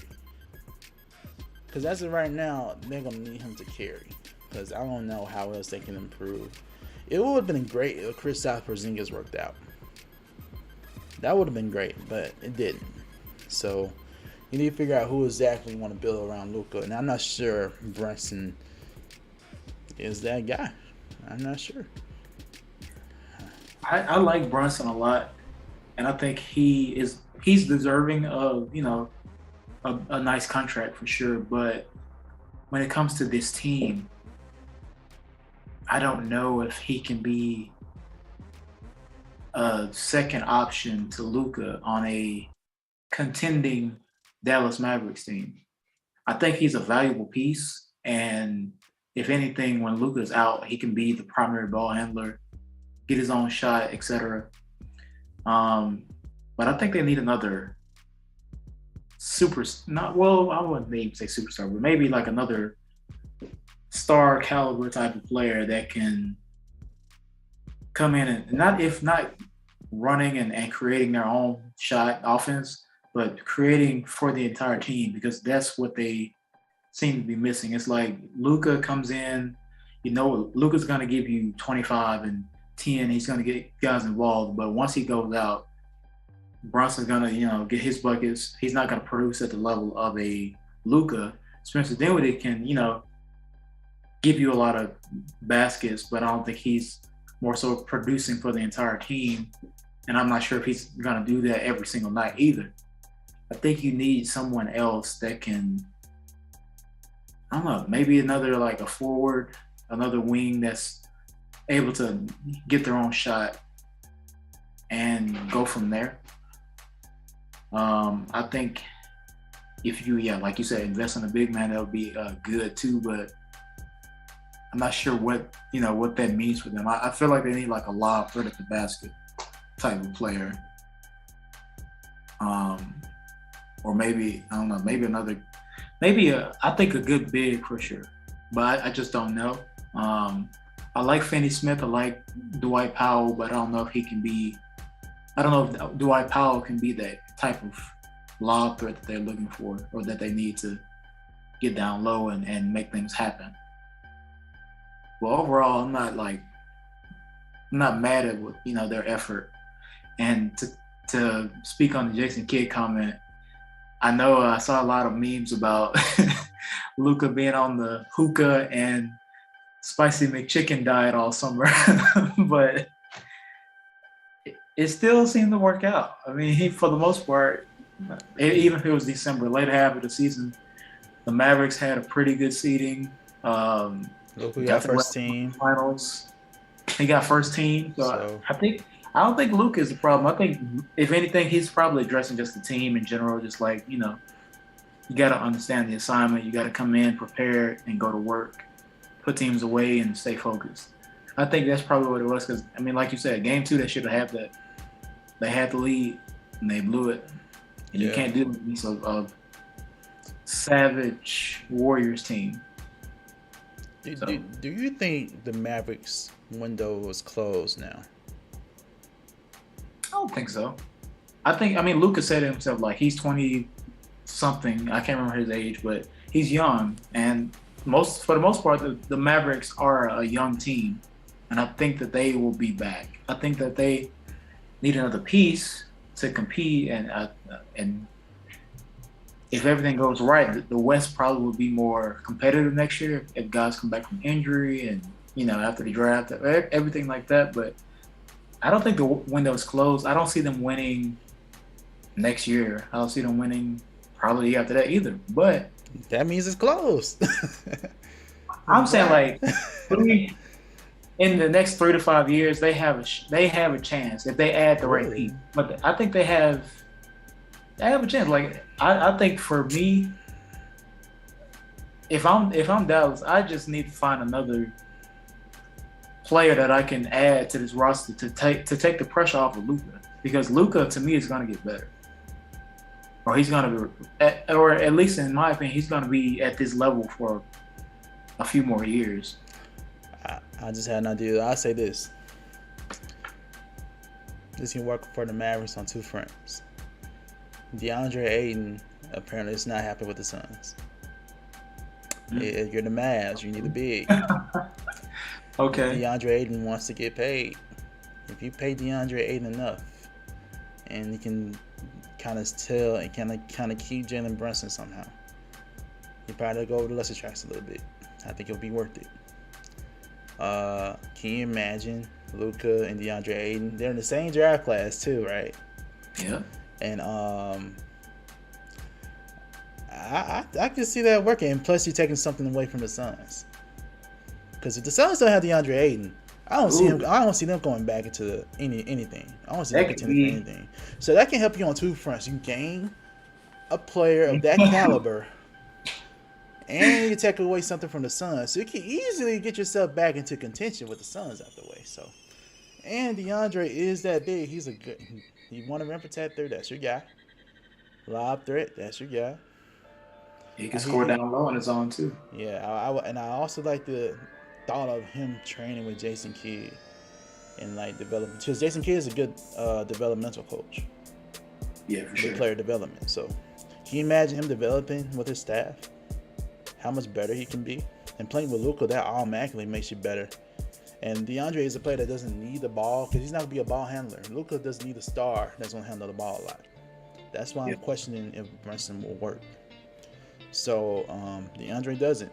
He knows he can get the ball as a lob threat or whatever. So I think that could work. I like how you think. I will look at that. that could be something they could explore for sure. DeAndre Ayton didn't do so well in this, playoffs. Oh. Well, this series with the Mavericks at least. But yeah, I know for sure he wants a better or bigger role, I guess. And going to that could be something. I want to see how this plays out. I would definitely see them as contenders, and the window not closed if they get someone like DeAndre Ayton. But without someone like that, and then I don't know who they'll pick up otherwise, and if they do decide to give Brunson most of that money, I don't see them really doing anything. Because like we just said, Memphis is on the rise. I'm not sure about Phoenix anymore, depending on what goes with DeAndre Ayton. But other than that, the Clippers will come back with the healthy Kawhi and Paul George. You gotta think they'll come back. The Lakers, and we just talked about them having a new coach. If they can get themselves together, they could be back in the playoffs, right? You have all of these other teams, the Pelicans. I don't see them going anywhere, especially if they get Zion back. Minnesota too. Minnesota. They have a chance. They have a chance. There's a lot of teams. A lot. In the Western Conference that could have a chance here. So it's Denver get Jamal Murray back. And you have the Nuggets. Good point. They could be back. A little bit off of Jokic, man. Yeah, it's gonna be interesting. But I want to see what they do. I think that they have a shot still. If they add a good, if not Aiden, somebody that complements Luka. Yeah. But we'll have to see. We'll see.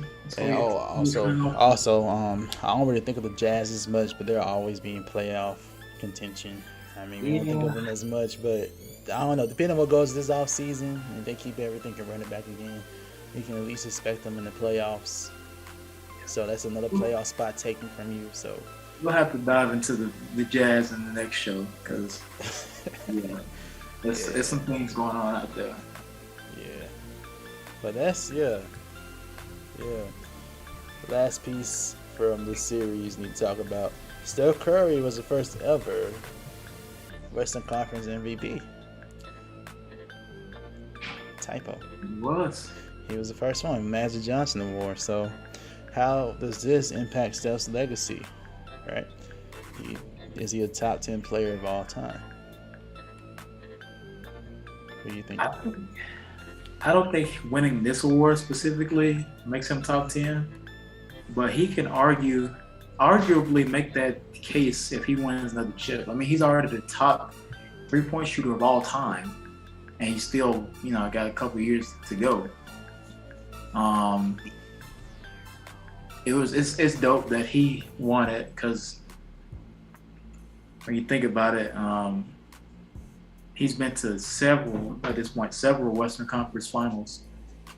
So it's cool that we got to see it kicked off with him. But I think that he has a case. Especially if they were to get to the championship, I think not get to the championship. If they win the championship, I think he's like guaranteed top 10 in my opinion, because he's already got so many accolades, and he'll have at that point 4 chips. That's what I think, at least. Yeah, I agree with you. I think we pump the brakes a little bit. If he wins like Finals MVP and wins the championship, for sure, top team, all time. Right now, he's on the outside of that. Right now, it's cool that he won Western Conference MVP. It's his first ever award. It's cool. He well deserved. But if he gets his Finals MVP, then I would consider him a top 10 player of all time. Steph Curry's legacy is still his legacy. You know, he's still like the best shooter of all time at this moment. He'll hold all the 3-point records once he retires, by the time he retires. So that's his legacy right now. He is the Warriors culture. I don't ever see him leaving the Warriors unless something drastic happens. But yeah, his legacy's still the same. Doesn't impact it too much for me. Yeah. Again, well deserving, but for him, he's a player at this point. It's all about the rings now. At this point, that's all I'm saying. I mean, greatest shooter ever. But that's where I'm at with it. Top 10 all time if he gets another chip. Yeah, that's for sure. So yeah,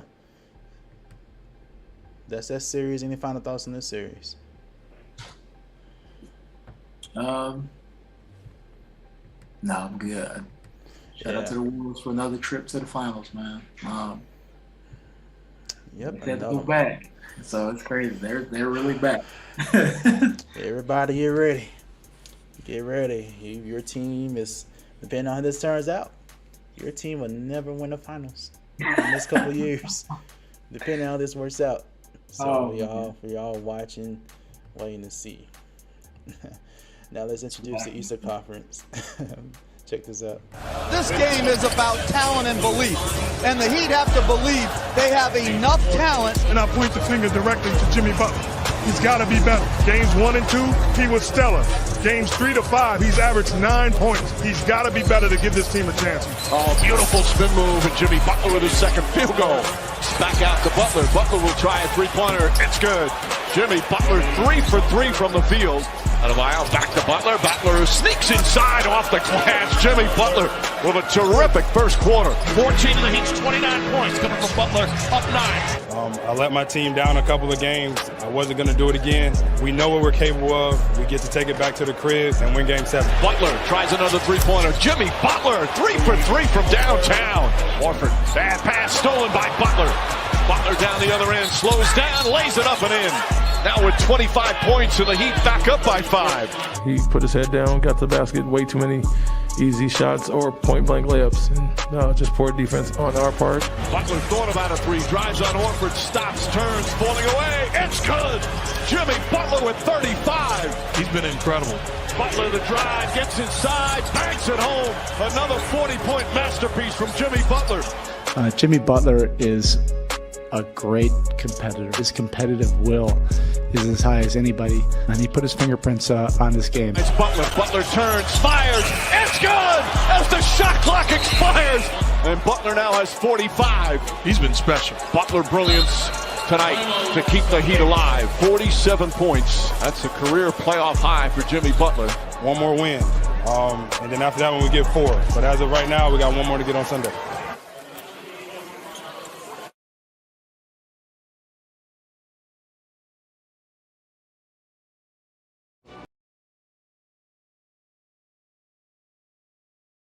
There we go. All right. So that was the Eastern Conference. As you know, the series is now tied 3-3. The Heat avoided elimination. Now they face the Celtics in Game 7. I ain't gonna lie.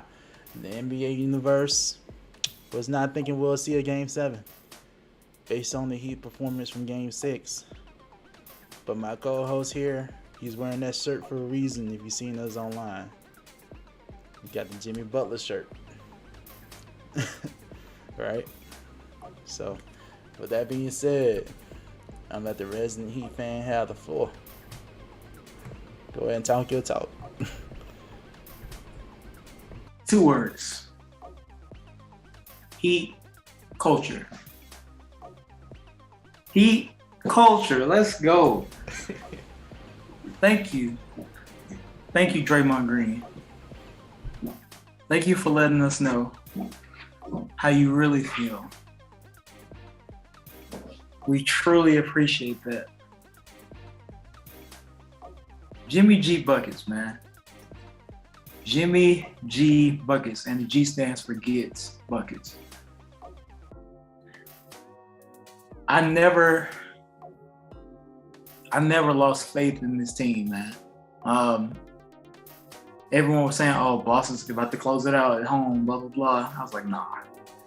I love hearing that every single time, you know, Miami is up in a situation. Everybody's always like 90% of the time, count them out, right? Always. But when I tell you, we got Coach Spo, we got Jimmy, we got Bam, we got PJ. I'll never count these dudes out, man. Shout out to Jimmy for just taking over and showing the world. People question if he's a superstar, if he can be the best player on a championship team. He is. He is, and he answered the call last night, man. Jimmy just took over, and I love when he just takes over. The thing about Jimmy is that he can do this pretty much every night.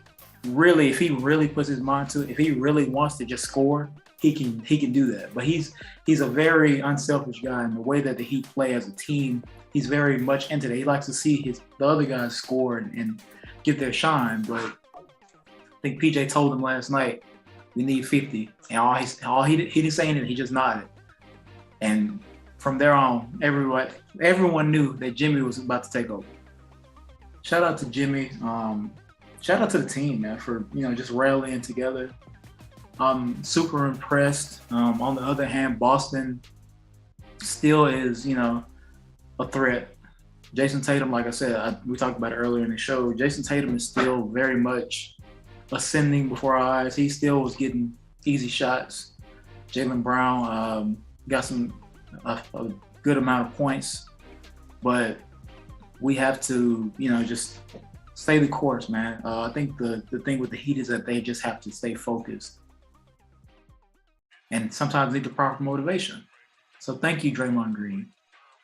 Because I was watching that post game of the Warriors and the Mavericks, and when Steph and Dre came up to kick it with Shaq and Kenny and Ernie and crew, and Shaq instigated for him, and he said, "Oh, I think we're gonna play Boston. He didn't say I think. He said we're gonna play Boston." So I was like, my smile went from like, okay, that's how you want to do this, huh? Let it be known. And then UD, the captain, told him what's up. Tell Draymond we said thank you. That's all we needed. That's all we needed to hear. Just a little fire under the gas. There's already a lot of heat there. So I'm looking forward to Game 7, man. I can't wait. And that's exactly what I was talking about. That's exactly what we needed. Like just extra fuel. Throw it to the fire. Let's go. I'm ready. I am ready for Game 7. I've never been so I'm not. It's like I feel like I'm playing and I'm about to go out and play, and I'm just sitting here watching on the couch. Like that's how like fired up I feel right now. Like I'm ready for this game, bro. I'm ready for June 2nd.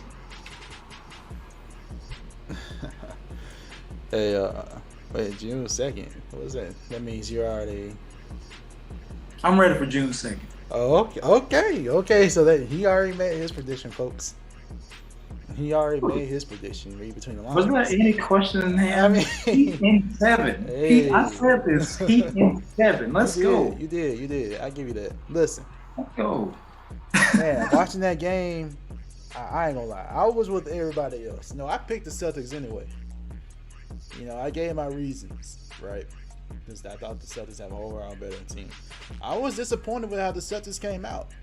They came out kind of flat. When you need to close a series, you got to go in hard. You don't take it lightly.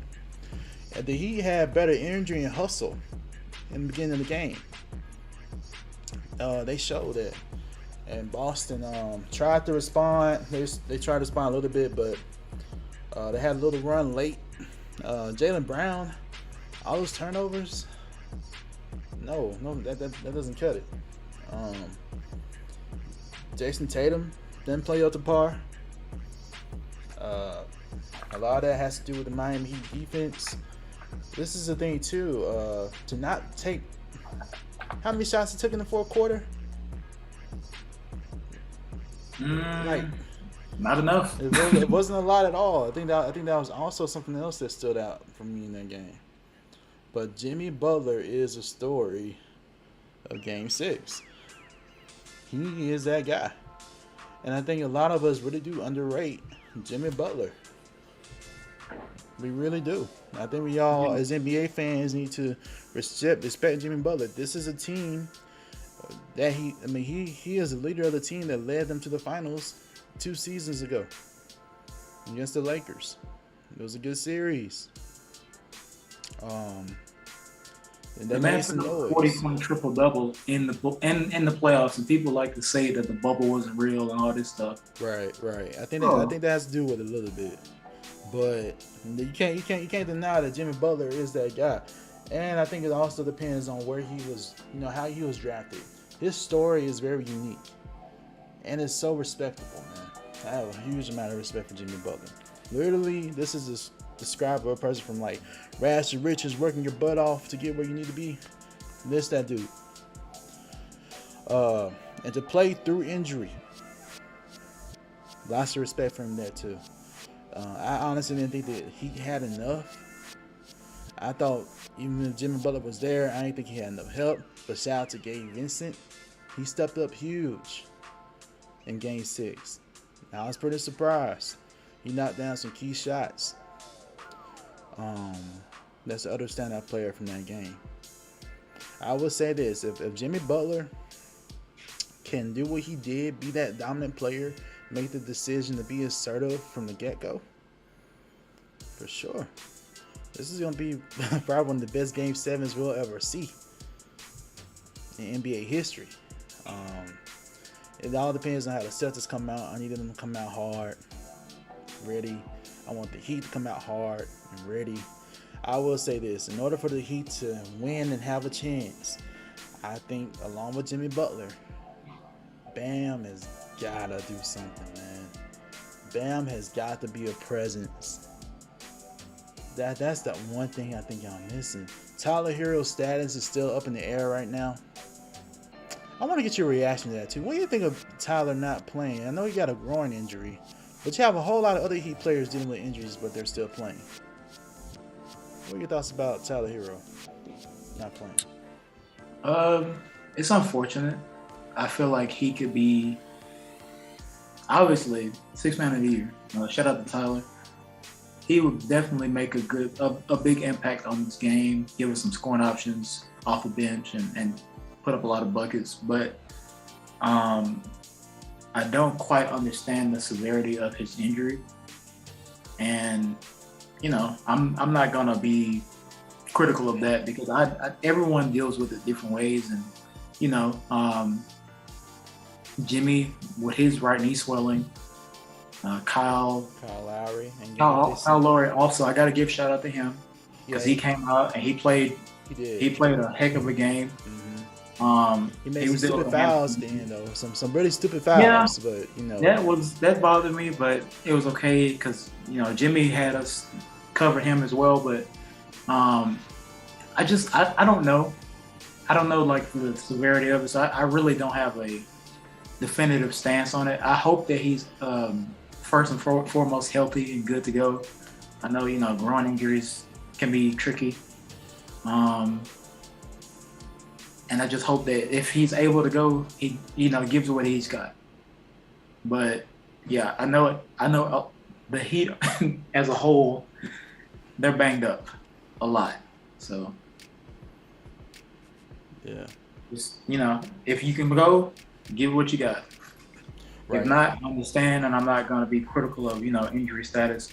Even like that's anybody. I'm not going to like say how injured you are, based because there's no way to do that. As the thing stands right now, Boston is favored to win, despite they're playing away. So I think that says a lot about how people are still thinking. I think a lot of people still rightly so think that the Celtics have a better team, but there is always something about Miami. You cannot take them for granted. I'm still gonna stick with my prediction. I still gonna think the Celtics will win, but it will not surprise me if the Heat win, and it will not surprise me if the Celtics come out. I hope they don't come out flat, because I want this to be a competitive game from start to finish. But if Jimmy's that dominant, it's tough to see. I just need Jason Tatum to come out, being Jason Tatum for the Celtics side. Jaylen Brown to take better care of the ball. All those turnovers were indefensible. I cannot defend it.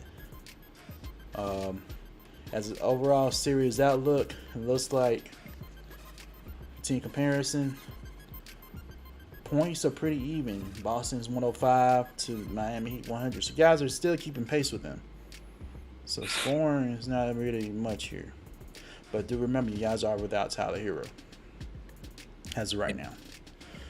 Rebounding battles close. Miami Heat 40, Boston Celtics 43, 44.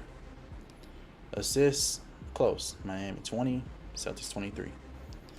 And these are per game stats, by the way. Steals, Miami Heat lead in that category. Blocks, the Celtics lead in that category. A lot to do with Robert Williams. His presence has really helped them. This is what's going to matter here, the turnover game. The turnover game is going to say a lot about this series, about Game 7. Right now, the Celtics are committing more turnovers than the Heat. If that keeps up in Game 7, I can see Miami winning. Not only you guys forcing the ball to turn over, but to also score off that. There were opportunities yesterday in Game 6 where you guys got the turnover but failed to score off of it. If y'all could capitalize on that, it'll be over. 3-point percentage and field goal percentage. All right, Miami has a higher field goal percentage, 46 to 41. But 3-point percentage is Miami is 32, and for the Celtics is 35. So basically, all these stats show me is that it's still a kind of even battle, despite the injuries on both sides. So this game could really go anybody, and you could really give the edge to the Heat just because they're at home. Yep. So this is gonna be a tough game, but I'm gonna just stick with my pick just because I just want to stick with what I stuck with. I haven't seen anything too drastic, so I'm gonna stick with it. But it'll be awesome the Heat win and Jimmy Butler win. Yeah, I mean, I respect you, Boston. Man. It's never. I've never doubted. I know why people are picking them. I understand why. Yeah. But I think that the Heat just, like I said before, as a collective, as a team, there's a different type of fire that they have. And I have no doubt that Boston's going to come out strong. I expect them to go as hard as they possibly can in this game. I expect they battle from 12 minutes on the clock in the first quarter to 0-0 at the end of the fourth or overtime, whatever. It's going to be a hard-fought battle, and I hope Tatum brings his A game, because I know Jimmy and Bam and my entire Heat team is going to bring it. This is – and you're in Miami. You know what I mean? This is closeout time. Handle business. Let's go. Do what we have to do. We're not going to get outplayed. We got to just give it all we got, man. I'm looking forward to it, bro. But shout out to Boston still, regardless, man. Great young team. I'm looking forward to seeing how they come out, and I hope they come out with all they have, because now we coming out with all we have. Yeah, for sure. It's gonna be a exciting game. I'm looking forward to it. Man. Oh yeah. Again, the Heat win, no problem. But again, Draymond Green, this is all your fault, sir. Thank you. This is literally Draymond Green's fault. All the Heat players called you out, sir. And if the Heat do win, I'm excited to see that series. Oh, man. That's going to be a lot of tension. I got to mess with my little brother because he's a Warriors fan. So I already done told him. So tell your boy thank you. Yeah. June 2nd. June 2nd. June 2nd. All right. So, y'all, we'll all be watching the NBA playoffs again. Game 7 will be tomorrow on ESPN, ABC, wherever you watch it, wherever your local channel is. It'll start at 7:30. We'll all be in tune for that. And that on June 2nd, we'll all be tuning into the finals. So the NBA season is almost to a close, y'all. Almost at a close. It's been a great season so far. These playoffs have been very interesting, even though LeBron's not here, even though KD is not here, even though Giannis is not here. It's been very interesting. So, yeah. shout out to the NBA. Absolutely, man. Shout out to all these great players, great teams. Can't wait to see this game 7 tomorrow. And I can't wait to talk to you about it, man. Sure, yeah, I can't wait to talk about it, man. Definitely want to talk about it. I don't know, maybe we can maybe have a posting to basically we'll talk about that, and we'll let y'all know if we do that. So, yeah, thank y'all for tuning in to the podcast. Make sure you follow the podcast on all your platforms. It's on Apple, Spotify, Google, almost any podcast you think of. It's going global. It's on there. It's on there. We out here. You also check out our website. That's new. It gives you different links to different podcasting locations, as well as some YouTube playlists that you may like. And if you want to learn more about us or contact us, you can contact us through that website. Also, share your podcast with some of your friends who also like to talk hoops. Support all of our social media. You can find us on YouTube, right? And support our personal pages as well. At the end of the day, we just love talking hoops.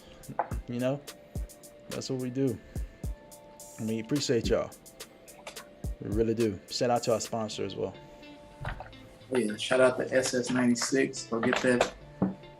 Use that promo code Swish Masters 15% off.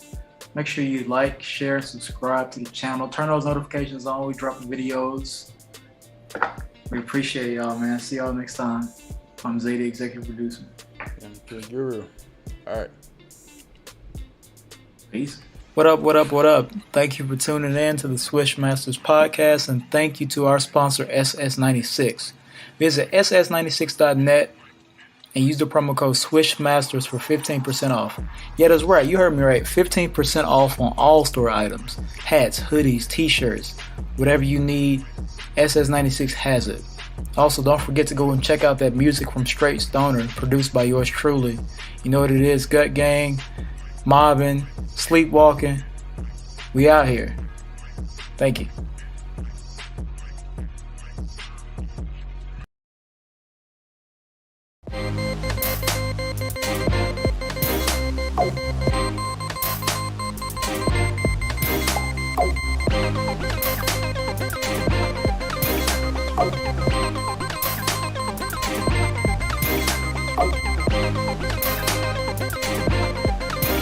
Okay.